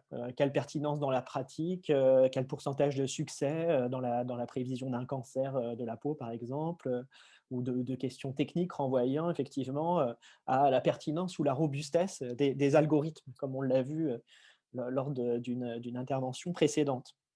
Alors la question éthique, pour moi, elle se pose de bien des manières, et je vais m'inspirer des réflexions qu'on a eues quand on a décidé de créer le diplôme éthique du numérique en santé avec l'université Paris-Saclay. Tout d'abord, il y a une question éthique qui renvoie à l'étymologie de l'éthique, qui est l'éthos, c'est-à-dire nos comportements, nos modes de vie, nos manières de vivre ensemble, nos manières de considérer la technique. Et là, effectivement, ça renvoie à une réflexion du philosophe Gilbert Simondon dans son livre célèbre du mode d'existence des objets techniques. Et dans ce livre qui date de 1958, il dit dès l'introduction que finalement, on a un grand tort, c'est de séparer l'homme de la technique de deux façons différentes, qui sont de considérer la technique comme purement utilitaire et comme un pur outil qui serait détaché de nous, qu'on observerait de loin, comme ça, qui nous servirait de loin et qui pourrait se retourner contre nous. Donc ça, c'est l'attitude de la crainte vis-à-vis de la technique. Et puis, la deuxième tendance que note Simondon, c'est l'idolâtrie. Ce serait l'idée que la technique va pouvoir réaliser nos tâches, notre travail sans nous, et qu'on pourrait se laisser aller à ce qu'il appelle une paresse qui nous permettrait de nous dire la médecine va se dérouler sans nous, la fabrication des voitures va se dérouler sans nous, la fabrication dans l'agroalimentaire, etc., l'agriculture, tout ça pourrait se dérouler sans nous. Et lui dit, bah, c'est deux attitudes qui finalement ont comme point commun, qui sont opposées d'une certaine manière. Il y a une crainte de la technique et une idolâtrie de la technique. Mais le point commun entre ces deux attitudes, c'est de faire comme si la technique n'avait pas, pas comme origine l'homme et son génie, quoi, le génie humain finalement. Et Simondon dit, bah, tout l'objectif de mon livre et de cette introduction, c'est de vous faire comprendre que pour réfléchir à la technique, il faut se positionner très différemment, il faut comprendre et réinstaurer l'homme comme chef d'orchestre. Voilà, il utilise cette image du chef d'orchestre ou du grand organisateur. Voilà, l'homme comme grand organisateur de la technique. Donc peut-être que la démarche de réflexion éthique, d'abord, c'est d'essayer de comprendre quelles sont les valeurs sous-jacentes, les finalités sous-jacentes aux techniques qu'on développe. Pourquoi est-ce qu'on développe ces techniques-là à un moment donné de l'histoire avec les technologies qu'on a développées. Donc, c'est déjà pouvoir, comme ça, s'extraire un petit peu de ce sujet, prendre un peu de hauteur, réfléchir à ces techniques d'un point de vue philosophique, du point de vue des valeurs qu'elle charrie, quoi. Les droits individuels, quelle conception de la vie privée, quelle conception de l'écologie, de la sécurité, de la justice, de la transparence, qu'est-ce qu'on appelle l'autonomie, etc. Puis il y a une deuxième dimension très importante, c'est qui concerne l'éthique, également comme étude des modes de vie et des comportements, travail autour des modes de vie en tout cas. C'est le point de vue social, c'est le constat que toute technique apparaissant dans un milieu social, professionnel, modifie en profondeur ce milieu. Voilà. On l'a entendu, effectivement. Et là, je m'appuie sur ce beau mythe dont parle Platon, dans le Phèdre, que vous connaissez peut-être, sur le mythe de Teute, qui est un dieu qui vient voir le roi Thammuz et qui lui dit j'ai une invention extraordinaire à vous présenter. Voilà, je vais supprimer l'oubli. C'est-à-dire on ne pourra plus rien oublier. Et il lui présente l'écriture. Et là, le roi Thammuz, donc il lui présente l'écriture comme un ingénieur, quoi, comme du point de vue de la technique, en lui disant c'est fantastique, j'ai inventé ce nouveau moyen. Et le roi Thammuz prend un peu de recul et se moque de lui, hein, enfin, utilise de l'ironie, on va dire, en lui disant bah, cette technique, elle est absolument fantastique, c'est fantastique ce que vous me présentez là. Simplement, du point de vue social, du point de vue politique, du point de vue dont moi, le roi, garant de la cité, des citoyens et de l'implémentation finalement sociale de cette technique, je la vois différemment. Je n'ai pas le point de vue de l'ingénieur. Alors, pour moi, cette technique de l'écriture, qui est censée nous sauvegarder de l'oubli, on ne pourrait plus rien oublier, mais pour moi, justement, en tant que roi, je pense que ce que vous avez inventé, c'est justement le moyen d'oublier des choses, c'est-à-dire de les noter, de les mettre dans un coin et ensuite de ne plus jamais y revenir. Et du coup, là, on voit qu'il y a deux logiques qui sont des logiques sociales, des logiques philosophiques, des logiques économiques, etc., qui sont deux logiques très différentes. Et on voit qu'on ne peut pas uniquement réfléchir du point de vue de la technique ou du point de vue de l'ingénieur, et qu'il faut voir aussi quelles vont être les conséquences sociales de ces techniques. Donc ça, c'est une deuxième dimension importante de l'éthique. Et puis, il y a une troisième dimension qui rejoint cette deuxième dimension quand on parle de soins. C'est en quoi ça va précisément modifier le prendre soin, cette pratique quotidienne du soin. Donc on voit qu'il y a différents niveaux de réflexion qu'il faut pouvoir mobiliser quand on parle d'éthique et qu'on essaye de mobiliser dans notre diplôme universitaire, hein, le point de vue effectivement du concepteur, de l'ingénieur, le point de vue de l'utilisateur. De quel utilisateur on parle? Est-ce qu'on parle du médecin? Est-ce qu'on parle du patient? La finalité, c'est de faciliter la vie du médecin ou d'éclairer davantage le patient sur sa maladie, d'accompagner davantage le patient. Quelles sont les différentes finalités finalement de ces techniques? Et là, on voit qu'il y a déjà deux moments de l'éthique, au moins deux moments de l'éthique qui se dégagent. C'est l'éthique à ce qu'on appelle l'ethics by design, c'est-à-dire le moment de la conception. C'est-à-dire quelle réflexion éthique on va avoir quand on conçoit un nouvel outil. Est-ce qu'on va intégrer des utilisateurs finaux, que ce soit des médecins ou que ce soit des patients, à la conception de l'outil pour sortir de cette logique purement technique ou d'ingénierie. Et puis, ensuite, une fois qu'on a conçu un outil et qu'on cherche à le mettre sur le marché, quel est finalement l'usage qu'on va en faire? Comment est-ce qu'on va intégrer ce nouvel usage dans les pratiques de soins, dans la médiation qu'on va avoir entre le médecin et le patient, par exemple? Et là, on peut prendre 1000 exemples. Par exemple, pour ne prendre qu'un exemple, le robot Paro, son introduction dans les maisons de retraite, c'est un petit robot qui est en forme de phoque et qui est un robot relationnel pour rassurer les personnes qui ont des troubles cognitifs et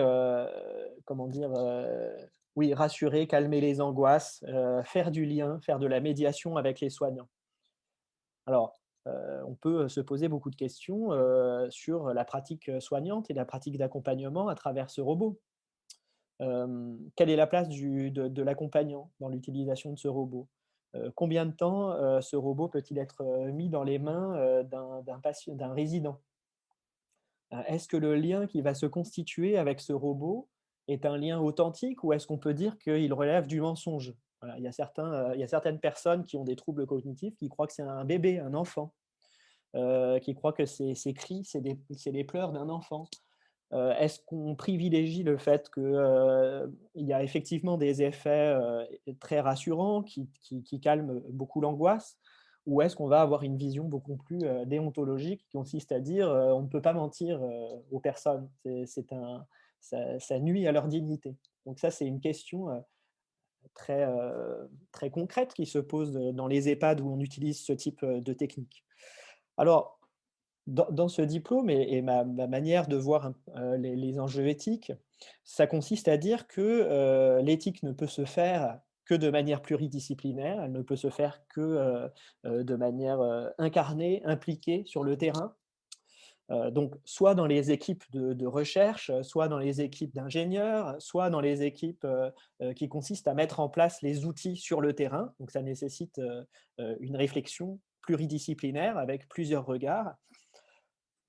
Et pour moi, l'éthique, le premier intervenant le disait sur les techniques en disant qu'une technique, ce n'est pas uniquement un outil, c'est aussi les savoirs, les savoir-faire et les savoir-être. Et finalement, l'éthique, est-ce que ça ne nous permet pas, et c'est une question finalement de faire en sorte que ces nouveaux outils, que ces nouvelles technologies, on puisse développer de nouveaux savoirs, de nouveaux savoir-faire et de nouveaux savoir-être pour être toujours dans cet objectif qui est notre objectif premier, qui est l'objectif du prendre soin. Alors après, on peut, une fois que ce cadre est défini, on peut réfléchir sur tout type de questions, sur la responsabilité, sur l'autonomie, qu'est-ce qu'on entend par là, sur l'incertitude. Alors si on réfléchit, si j'essaye de travailler ce sujet de l'incertitude tel qu'on pourrait le travailler finalement dans un comité d'éthique, et avec une grande modestie, hein, j'ai absolument pas la prétention de tout dire de ce sujet en quelques minutes, certainement pas, et certainement pas tout seul. Il faudrait qu'on puisse en discuter ensemble, c'est ça qui m'intéresse aussi ici. Mais on pourrait dire qu'il y a 3 grandes dimensions de réflexion qu'on pourrait avoir sur cette question de l'incertitude. Puisque finalement, on l'a vu dans un diagnostic, dans l'aide au diagnostic par exemple, un des grands points, un point important, c'est de dire ben voilà, on va avoir un diagnostic beaucoup plus sûr et donc beaucoup plus certain et on va être beaucoup plus sûr de nous. Ça réduit effectivement cette dimension de l'incertitude qu'on peut avoir dans la science ou dans la médecine, dans cet art qu'est la médecine. Donc il y a une dimension de l'incertitude qui nous interroge sur nos savoirs, sur la précision des mesures, sur la pertinence d'une conclusion, sur la prévisibilité. La deuxième dimension, pour moi, qu'on pourrait interroger, ça serait la dimension de la décision médicale. Ça interroge l'autonomie du médecin. Voilà. le choix du médecin, la confiance qu'il peut avoir dans son jugement, voilà. Sachant que cette notion de jugement est extrêmement importante et intéressante en médecine.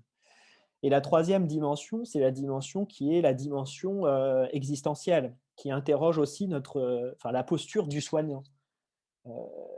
C'est-à-dire que l'impossibilité de connaître un fait à 100% crée une posture de vulnérabilité partagée avec le patient qui peut avoir des effets positifs, une attention beaucoup plus forte à d'autres facteurs. Quand on annonce une maladie grave, une attention peut être plus forte aux mots qu'on va utiliser, à l'effet que l'annonce peut avoir sur la personne, sur sa famille, sur ses conditions de vie. Une attention aussi, effectivement, aux inégalités sociales de santé, par exemple, ou aux inégalités sociales, à un meilleur accompagnement des personnes, pourquoi pas. Alors, tous ces sujets, on pourrait en discuter très longuement sur la question de l'incertitude et du rapport au savoir. Moi, j'ai été très intéressé dans un livre de Bernard Stiegler qui s'appelle La société automatique, qui est paru il y a quelques années, de lire cette remarque qui était faite sur justement la certitude ou l'incertitude, en quoi plus de certitude peut amener à une incertitude plus forte. Et il cite cette situation de Alan Greenspan, qui est directeur de la Réserve fédérale américaine jusqu'en 2000, et qui dit devant la Chambre des représentants au lendemain de la crise financière de 2008 que personne ne pouvait anticiper l'effondrement parce que plus personne ne comprenait rien au système informatique qui organisait les flux financiers à l'époque. Donc le système leur avait totalement échappé. C'est-à-dire qu'un système de plus grande certitude, on réduit la place de l'humain pour avoir davantage de certitude dans les investissements, finalement aboutit à, je ne dis pas que c'est la seule raison, mais fait partie des facteurs qui ont abouti à la crise financière, qui finalement représente l'incertitude avec un I majuscule, in fine. De la même façon, sur l'autonomie du médecin, on peut voir les choses de manière assez fine. Prendre des exemples, comme cet exemple aux États-Unis, où un logiciel de gestion des dossiers médicaux, on a découvert qu'il avait été programmé entre 2016 et 2019 pour pousser les médecins à prescrire des opioïdes. Donc, ça a fait un scandale qui a été révélé dans la presse. Voilà, le logiciel, il était conçu de manière complètement biaisée. Et finalement, les médecins se sont reposés de bonne foi ou pas, ça, je ne sais pas, sur ses prescriptions. Et puis finalement, on prescrit beaucoup trop d'opioïdes par rapport à ce qui était nécessaire pour le patient. Voilà, donc je pense qu'ici, il y a un travail qui est à faire, un travail qui est nécessairement collectif pour travailler autour de cette notion. Je pense qu'on peut, dans les comités d'éthique, essayer de travailler autour du concept de contre-productivité qui a été développé par Ivan Illich, notamment dans son livre « La convivialité ». Et ce concept de contre-productivité, c'est le moment où les moyens se retournent contre leur fin initiale. Et ça arrive très souvent. On peut le voir, il le cite, par exemple sur l'usage de la voiture en ville. Quand, à partir d'une étude de Jean-Pierre Dupuy, déjà à l'époque, qui est effectivement l'auteur du livre très célèbre sur le catastrophisme éclairé. Donc Jean-Pierre Dupuy, dans son étude, disait déjà, quand on compte la somme de travail pour gagner de l'argent, pour pouvoir acheter une voiture, puis le temps qu'on passe à la nettoyer, l'entretenir, à mettre de l'essence, et puis ensuite le temps passé dans les bouchons quand on habite dans une grande ville comme Paris, par exemple, finalement, quand on compte tout ce temps et qu'on le divise par le nombre de kilomètres qu'on fait, on va à la vitesse d'un vélo. Donc, moi, pour le coup, je me déplace en vélo. Voilà. Cet argument, on peut le questionner de toutes les manières possibles, mais c'est la démarche qui est intéressante. C'est la démarche utilisée qui me semble être la bonne. Et ce projet d'Illich, qu'il appelle la recherche radicale, me semble être intéressant. Finalement, est-ce que quand on introduit Paro dans un EHPAD, qui est un moyen pour prendre soin, est-ce que finalement on n'introduit pas Paro parce qu'on manque de personnel et que ça occupe les patients? Moi, c'est pas ce que je ne suis pas en train de dire que c'est le cas, mais par contre, dans un comité d'éthique, je pense que la parole doit pouvoir être libre et questionner justement nos moyens, nos nouveaux moyens techniques au regard de leurs fins, parce que les fins de ces moyens techniques, elles ne sont, enfin, moi, je suis convaincu qu'elles ne sont pas, mauvaises. Personne ne veut maltraiter des personnes, personne ne veut dégrader le prendre soin, etc.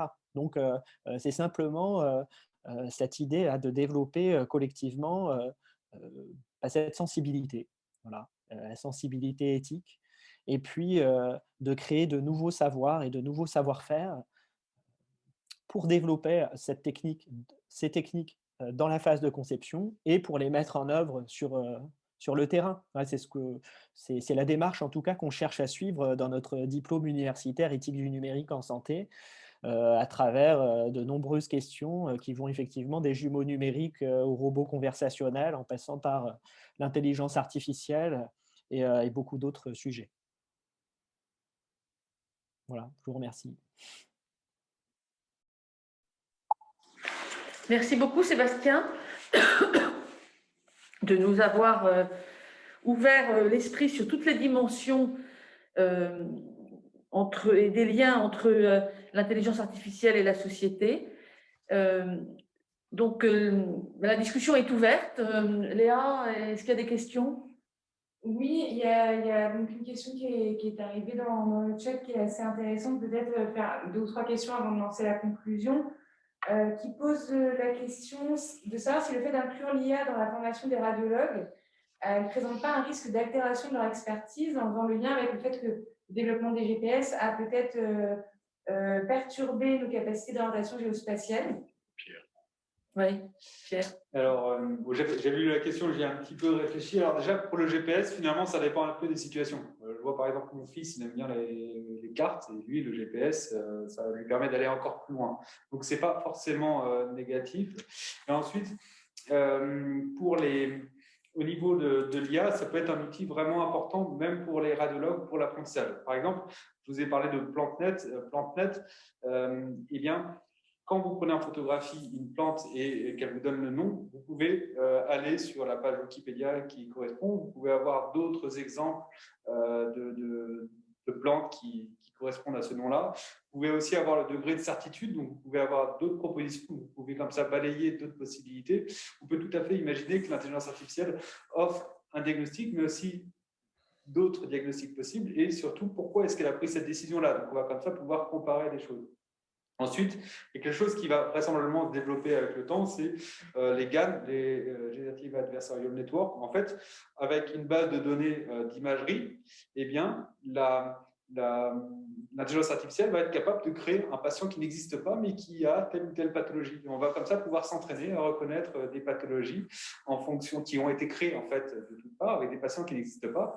Vous pouvez visiter par exemple le site This person does not exist. En fait, c'est un site web où à chaque fois que vous cliquez sur ce site, il va générer un nouveau visage qui n'existe pas, mais qui, en fait, ils ont utilisé une base de données de plusieurs milliers d'images de photographies.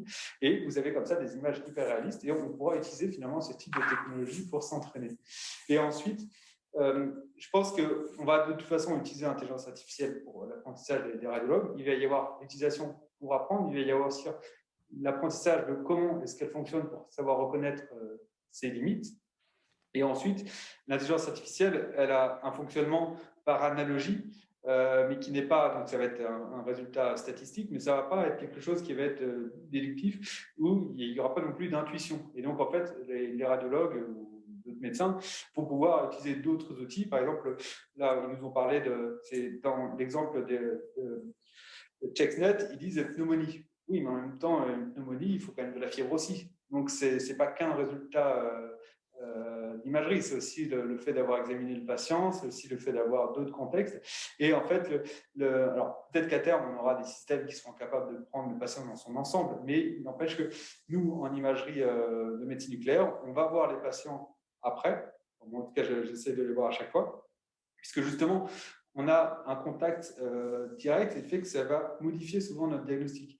Il y avait récemment, on est dans le contexte de la Covid-19, il y avait une patiente qui avait des ganglions qui étaient apparus au niveau axillaire. Et alors, c'était embêtant parce que c'était là où sa maladie était présente avant, elle avait un lymphome, et donc je vais la voir après. Et bon, ça risquait finalement d'être une récidive, mais en fait, elle venait de faire le vaccin Pfizer, et qui en fait est un vaccin qui déclenche des ganglions. C'est tout à fait normal, hein, c'est juste que la réponse immunitaire est en train de se faire. Et sans cet interrogatoire, eh bien, on ne pourrait pas corriger le diagnostic. Et ça, le fait d'être vacciné par le vaccin Pfizer, ce n'est pas dans la base de données d'apprentissage. Donc, il y aura toujours besoin d'une interaction. Merci. Merci. Je peux intervenir. Yes. Cette histoire de formation des médecins et des radiologues en particulier est très importante. Alors, peut-être est-ce que vous connaissez le test de Turing? Je n'ai pas eu le temps de l'évoquer, mais Turing avait proposé un test qui était de savoir si l'interlocuteur derrière un écran, est-ce qu'il était possible de détecter que c'était une machine ou que c'était un homme? Et donc, il a fait ce test-là et il a considéré qu'à partir de 33% de personnes qui se trompaient, on pouvait considérer, et qu'elles pensaient que c'était un homme alors que c'était une machine, on pouvait considérer qu'il y avait une intelligence artificielle derrière. Aujourd'hui, un certain nombre de personnes parlent de l'inversion du test de Turing. Et l'inversion du test de Turing consiste à imaginer que comme il y a des performances supérieures de certain nombre de techniques d'intelligence artificielle, je reviendrai sur les réseaux de neurones parce qu'il y a eu quand même des choses qui n'ont pas été dites, eh bien, on va en quelque sorte comparer les performances d'un médecin jeune, par exemple, qui commence, avec les résultats que donnerait sur tel et tel dossier la machine d'intelligence artificielle. Donc ça, c'est ce qu'on appelle l'inversion du test de Turing. Et beaucoup de gens commencent à parler de ça pour la formation. Ce que je voudrais juste préciser sur les réseaux de neurones, avec tout mon respect pour le très bon exposé du docteur Decaze, c'est qu'il n'y a pas que les réseaux de neurones. Les réseaux de neurones, c'est un mécanisme marketing américain qui est soutenu par l'industrie américaine, mais qui a un certain nombre de problèmes qui sont bien identifiés. Notamment, il est incapable de reproduire un raisonnement, il n'y a pas de modèle. Ça, c'est un point très, très important. Il est capable, en gros, de décrire la perception, de décrire le langage, des choses comme ça. Donc, il doit toujours être supervisé par un médecin. On extrapole toujours en disant « Ah oui, dans 10 ans, ça sera beaucoup mieux, on pourra faire ceci, on pourra faire cela ». Non, les réseaux de neurones plafonnent actuellement. D'ailleurs, Clémence, vous avez mentionné les décisions au niveau européen. Au niveau européen, d'abord, il y a eu l'AFNOR il y a 2 ans, et c'est également cité dans le rapport Villani, pardon. Il est hors de question d'accepter dans toutes les décisions juridiques des modèles qui ne sont non explicables. Et les réseaux de neurones, tout ce qui est réseau de neurones convolutifs, tout ce qu'on veut, il y en a beaucoup d'autres, beaucoup de familles, ils sont non explicables.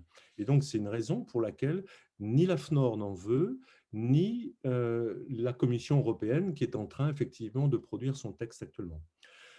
J'ajouterais, sans être trop long, que ces réseaux de neurones en général ne sont pas très robustes. Donc, c'est quand même un certain nombre de problèmes. Et je pense qu'il y a une compétition énorme actuellement entre les États-Unis et la FDA qui lâche des autorisations, même quand il y a des risques, dans sa compétition avec la Chine dans le domaine de l'intelligence artificielle. Voilà. Et j'ai 2 autres remarques sur la partie plus éthique, parce que je pense qu'il y a des sujets qui n'ont pas été abordés qui sont très intéressants aussi.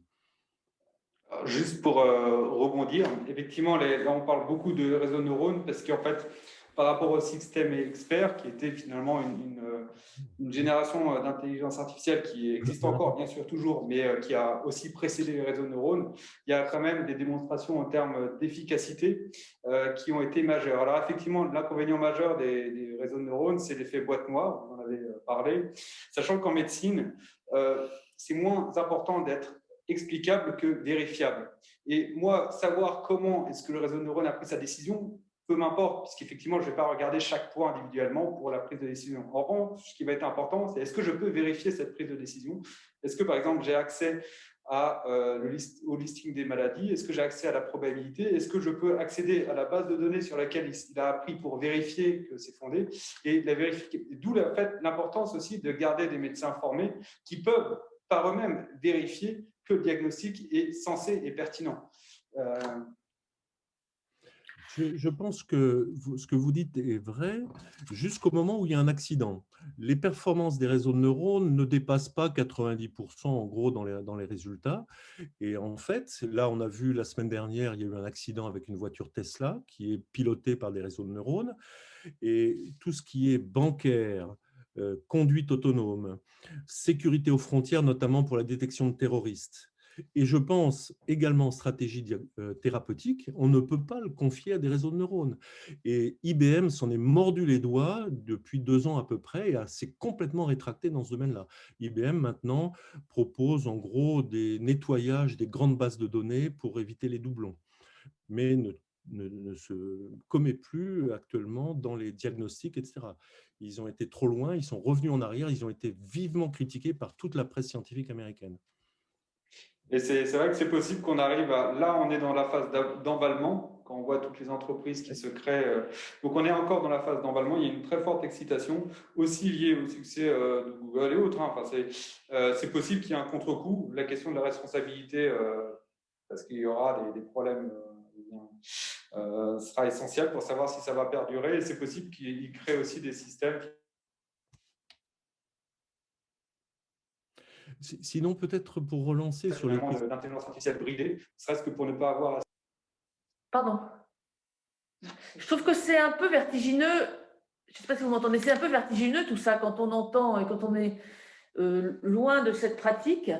Je me dis, est-ce qu'il va y avoir comme ça des médecins de différents ordres, de différents niveaux, entre le médecin traitant, le pédiatre, les radiologues, avec des niveaux de formation différents? Je trouve que c'est un petit peu vertigineux.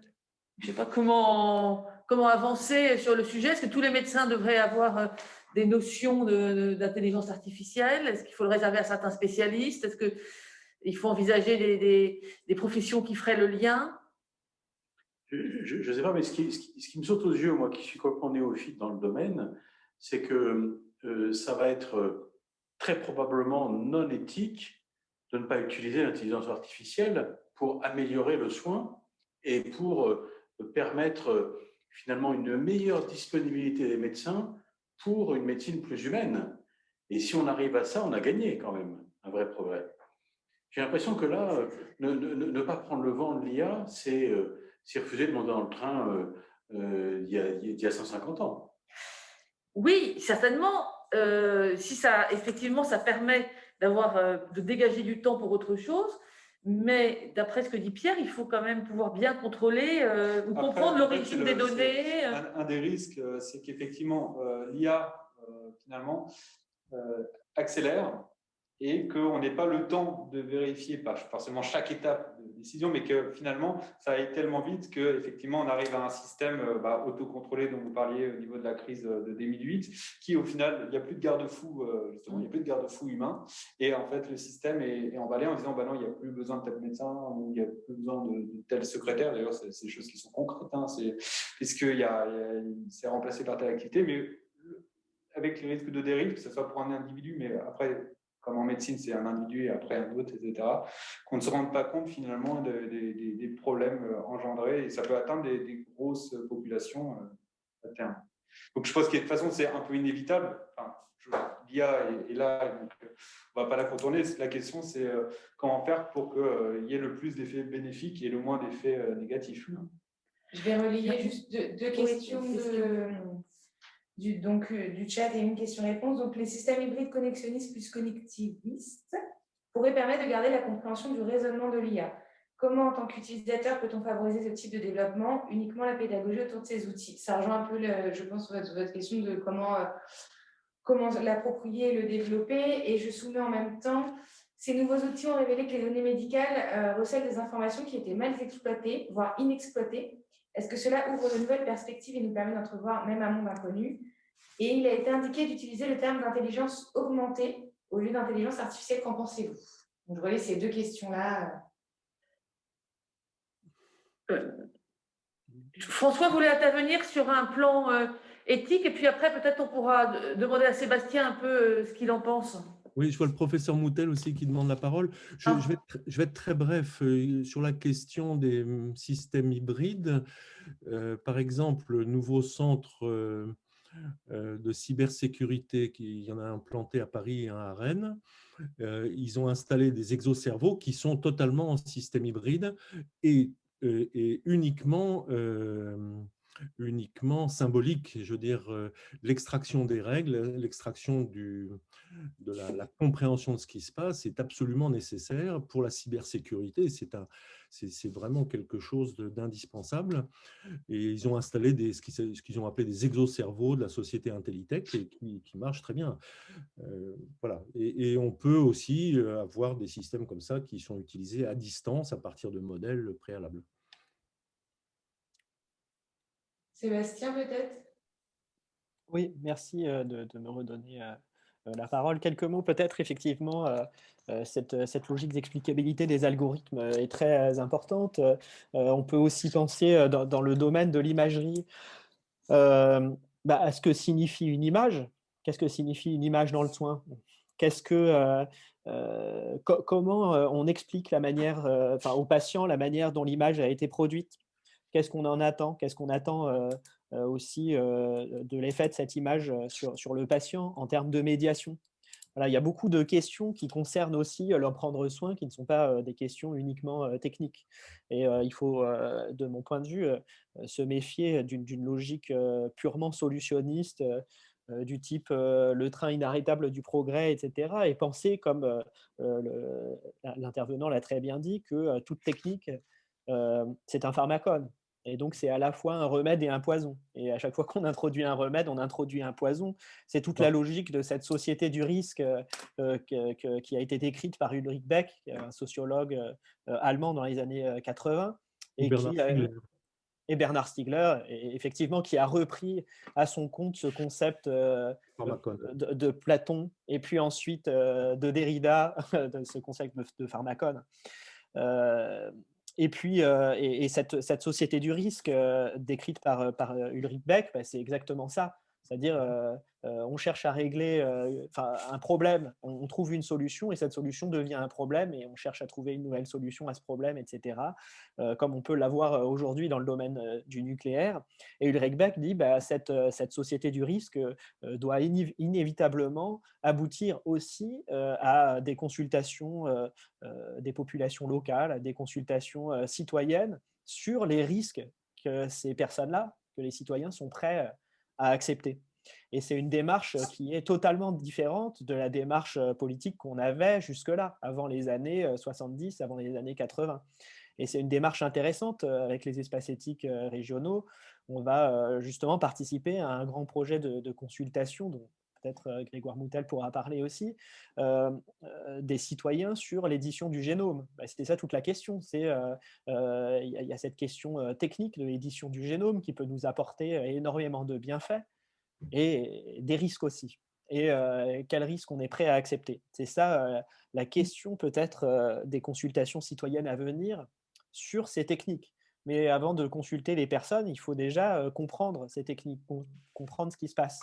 D'où l'intérêt de la pluridisciplinarité et de ne pas se prononcer aussi sur ces techniques sans savoir de quoi il est question. Et c'est pour ça que j'ai commencé en parlant de l'explicabilité, parce que finalement, c'est ça. de quoi il est question quand on parle d'un résultat d'intelligence artificielle si on n'arrive pas à l'expliquer. Voilà. Peut-être qu'on n'arrive pas à l'expliquer, mais peut-être qu'on arrive à le vérifier. Il y a des distinctions à apporter. Donc, je pense qu'il y a tout un travail à faire là-dessus, à la fois dans les communautés professionnelles de soignants, dans les communautés d'ingénieurs qui participent à la création de ces outils, et puis aussi dans la société plus large, comme on souhaite le faire avec les espaces éthiques régionaux sur l'édition du génome. Merci. Grégoire, peut-être?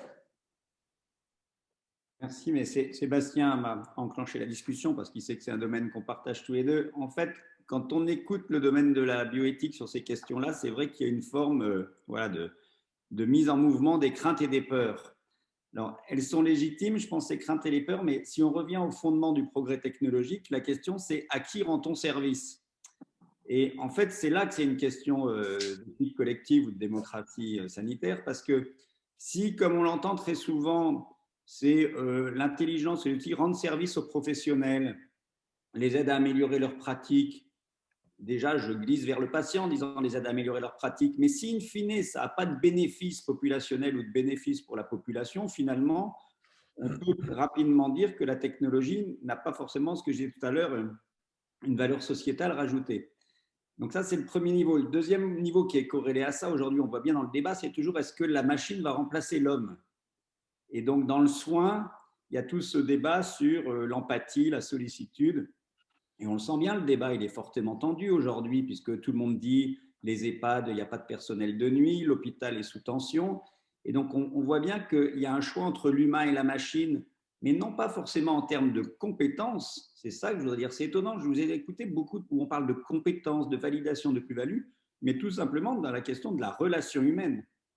Et on voit bien que dans la question de la relation humaine, alors on peut peut-être me challenger là-dessus, mais l'intelligence artificielle n'est pas la chose qui est au rendez-vous de la compassion sur le grand âge, de la compréhension de la souffrance individuelle. Voilà.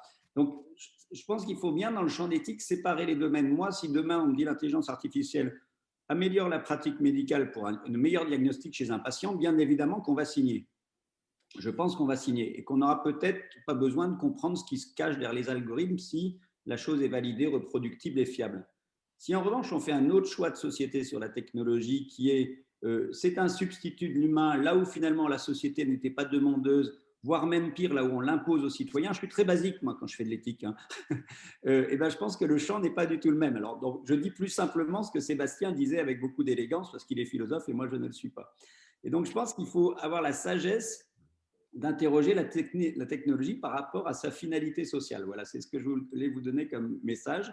Après, deuxième point là-dedans, parce qu'on est quand même en Normandie, et puis certains savent que maintenant je suis un Normand d'adoption, puis j'étais déjà avant, parce que mes parents sont rouennais, mais quand on quitte Paris et qu'on arrive dans l'Orne, on a le droit de rappeler que les inégalités aujourd'hui et les différences de pratiques ou les mauvaises pratiques ou l'insuffisance de personnel, c'est un fait majeur. C'est un fait majeur aujourd'hui. Si demain les technologies nous aident à améliorer la prise en charge des populations en général, il faut quand même rappeler qu'à ce moment-là, on pourrait mettre un élément dans le débat que vous n'avez pas évoqué, qui est la question bénéfice-risque. Je veux bien qu'on parle des risques, mais je pense que ces technologies méritent d'être évaluées sous l'angle bénéfice-risque. Ce serait le dernier message que je passerai. Je pense que l'éthique de la recherche doit s'imposer à ces nouvelles technologies. Les fournisseurs de big data devraient avoir les mêmes règles qu'on impose à l'industrie pharmaceutique avec des essais cliniques, des validations. Ce qui m'affole aujourd'hui, c'est une forme de validation qui apparaît médiatico-politique, mais qui n'apparaît pas toujours bénéfique en termes de scientifiques, en termes de bénéfice-risque. Donc, je pense que si ça devient des outils du soin, il faut qu'ils soient validés à grande échelle et avec une rigueur et en éliminant aussi toutes ces questions de liens et conflits d'intérêts qu'il peut y avoir derrière. Voilà, c'est des petites pistes qui me venaient comme ça à vous écouter, mais en tout cas, un grand, grand merci. Merci Grégoire. Peut-être avant de passer à la conclusion, je vais d'abord être sur la question de Soumeya Bekri. Je reviens sur le terme d'intelligence augmentée ou d'intelligence artificielle et qui demandait ce que vous en pensez. Donc, si quelqu'un peut-être peut répondre à cette question-là parmi vous. Alors, c'est vrai que je me permets, mais ça va être ma version. C'est vrai que l'intelligence augmentée, effectivement, dans un contexte où on va plus loin et que ce n'est pas juste du remplacement, ça me paraît effectivement assez adapté. Donc, c'est l'idée toujours d'une intelligence qui est utilisée comme la voiture permet d'aller plus loin, même si on a vu qu'il y avait des limites avec Ivan Illich, l'intelligence artificielle peut peut-être nous permettre d'aller plus loin. Dans ce cas-là, on a vraiment une intelligence qui est augmentée. Après, le terme intelligence artificielle, finalement, fait référence au fait que c'est des compétences qui sont humaines. Et c'est vrai que je trouve que c'est intéressant, même si effectivement pour des chercheurs, ils détestent, un grand nombre de chercheurs détestent cette expression-là parce qu'ils disent non, c'est pas intelligent, c'est juste des algorithmes, c'est très simple. Mais la finalité, c'est quand même que ça a des capacités qui, jusqu'à présent, étaient réservées à des humains. Par exemple, si vous voulez traduire un texte de l'anglais au français, vous allez sur DeepL. Il y en a d'autres qui existent, il y a Google Traduction, mais DeepL, je trouve, fonctionne mieux. C'est des choses, si je ne parlais pas du tout anglais, je n'aurais que cette solution-là au lieu, et sinon, j'aurais dû demander à quelqu'un qui traduirait ce texte-là. Et donc, c'est quand même des fonctions qui étaient jusqu'à présent réservées à l'homme, qui maintenant peuvent être fournies à des algorithmes. François, vous voulez dire quelque chose sur cette question Sur la réalité augmentée, augmentée, artificielle? oui, j'avais plutôt envie de réagir, si vous me le permettez, sur 2-3 petits points. Un point qui n'a pas été discuté et qui est de ma partie, c'est l'impact des techniques sur les organisations. Professeur Moutel en a parlé un petit peu, c'est-à-dire que quand on introduit une nouvelle technique, il y a toujours des transformations assez profondes, surtout dans les techniques comme l'IA, qui implicitement ont beaucoup d'automatisation, hein, robotisation, IA, etc. C'est des choses qui vont avoir un impact très fort sur l'emploi, en termes d'effectifs et en termes de formation. En ce qui concerne, par exemple, la radiologie, on considère aujourd'hui que l'IA, réseau de neurones, qui est utilisé en radiologie, accélère un petit peu moins de 200 fois la vitesse à laquelle un radiologue peut travailler. Dans un contexte où, je ne sais pas, par exemple, dans les régions Pays de la Loire, pour ne pas citer la vôtre, il manque à peu près 120 radiologues, on peut imaginer que ça soit une solution. Mais ce n'est pas sûr, c'est pas sûr. Et puis, bien sûr, c'est cette idée de formation qui est absolument indispensable et qui doit suivre le rythme. J'ai bien aimé l'allusion, enfin la citation de Ivan Illich, qui était assez excessif dans certains jugements. Vous n'avez pas cité la némésis médicale et ce terme de iatrogénie sociale, mais moi je suis tout à fait sensible à l'idée que les hôpitaux, par exemple, soignent aujourd'hui, alors j'ose pas dire un pourcentage parce que je vais être jugé sur ce chiffre, mais peut-être pour 70% des maladies qui sont créées par la société elle-même. Je veux dire, le cardiovasculaire, le diabète, certains cancers, le stress au travail, etc. Et donc, c'est un peu ce que dit entre les lignes, ou il le dit même peut-être très directement, Ivan Illich. Et pour ne pas être trop long, il y a un auteur moi, que j'aime beaucoup et que je cite souvent, c'est Michel Serres. Comme il n'a pas été cité non plus, et puis ça va peut-être corroborer ce que disait Benoît Weber. Michel Serres, parmi ses ouvrages, a écrit peut-être le plus connu, c'est Petite Poussette. Et on connaît Petite Poussette qui est un, entre guillemets, early adopter, c'est-à-dire qu'elle tapote avec ses pouces pour envoyer des SMS à toute vitesse. Mais on cite moi aussi Vieux Ronchon, qui est celui qui dit en permanence « c'était mieux avant ». Et bien entendu, lorsque l'innovation galope au rythme où c'est le cas maintenant en IA, il ne faut pas chercher à la ralentir, il faut la guider et voir quels sont les problèmes pour l'adapter au mieux. Voilà. Merci beaucoup. Alors, malheureusement, j'ai le mauvais rôle de la gestion du temps qui n'est pas drôle, mais du coup, je vais être obligée de couper un petit peu parce qu'on a une conclusion en fait, à cette conférence faite par Arnaud Minoumi. Donc, Arnaud, je te laisse la main. Je vais conclure rapidement. La première question que je me pose, c'est est-ce que je dois remercier nos intervenants? La question, c'était l'intelligence artificielle, atout ou contrainte? Alors, bien sûr, je suis ironique, je vous remercie parce qu'on n'est pas dans un colloque organisé par des GAFA, on est bien dans un colloque organisé par l'EREN. Donc, effectivement, c'est là tout l'intérêt, je pense, de ces débats. On ne va pas répondre à cette question où vous avez créé par vos réflexions cette tension réflexive qui est très importante sur ce sujet. En vous écoutant, j'associais à quelque chose que j'ai entendu il y a quelques jours, la semaine dernière, je crois, à la radio. François Ruffin, le député, là, vient de sortir un livre, il faisait la promo de son livre, donc un livre qui s'appelle « Leur progrès et le nôtre » de Prométhée à la 5G, et il demandait d'être attentif au fait de différencier la question de l'avancée technologique et le progrès. Je trouve que les questions que vous avez soulevées, et justement du côté de l'éthique, elles posent cette question. Ne pas confondre justement la question de l'avancée technologique et le progrès pour l'humain. Monsieur Langevin, vous avez soulevé plein d'autres questions justement sur la fin, sur cette question. Donc je ferai le lien là-dessus. Et il me semble que l'éthique, elle doit être là justement pour alerter sur cette différence entre progrès technologique et avancée pour l'homme. C'est-à-dire qu'on est dans au-delà de l'atout indéniable de l'avancée technologique qui est galopante, qui crée des nouveaux dilemmes éthiques qu'il est souhaitable de questionner. C'est ce qu'on voulait faire ce soir, plutôt que de les nier ou de les sacrifier justement sur l'autel de la performance. On a des développements qui viennent réinterroger des notions comme la décision et l'autonomie. Et pour moi, l'intelligence artificielle, plus qu'une question sur l'intelligence artificielle, je trouve qu'elle va poser la question du sens de l'autonomie, du sens de la décision.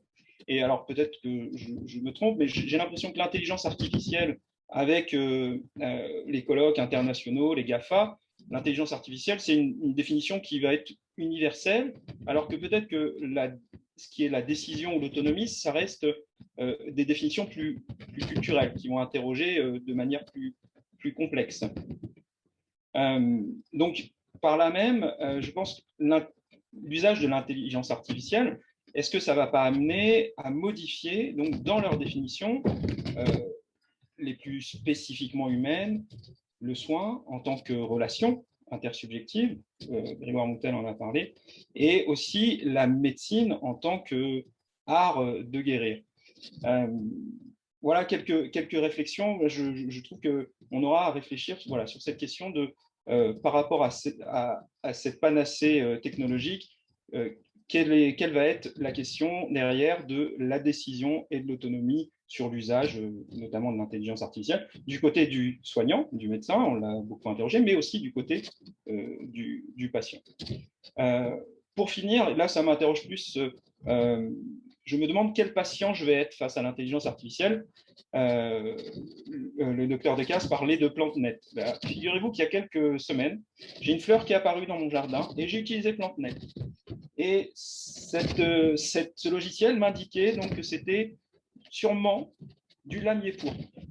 Donc, je suis allé voir ce que c'est. Là, je suis tombé sur une vidéo d'un monsieur dans la campagne qui disait que le lamier pourpre était comestible, que ça avait un charmant goût de champignon.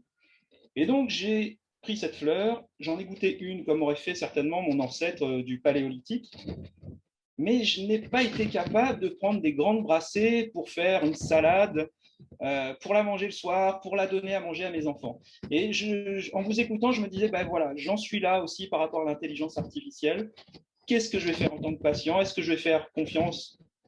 Je n'ai pas les yeux fermés parce qu'il fallait que je regarde quand même à PlanteNet. Ou bien est-ce que je vais avoir encore besoin d'un vieux monsieur qui me dira, vas-y mon gars, mange, c'est bien du lamier pourpre.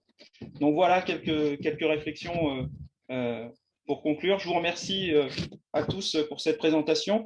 Faut noter qu'on a été jusqu'à 50 personnes qui ont écouté, je pense, sur un sujet qui est pointu, complexe, une belle journée de soleil. On n'a pas beaucoup d'occasion d'en profiter. Donc, on a touché là un sujet qui parle et qui fait parler. Voilà, je vous remercie.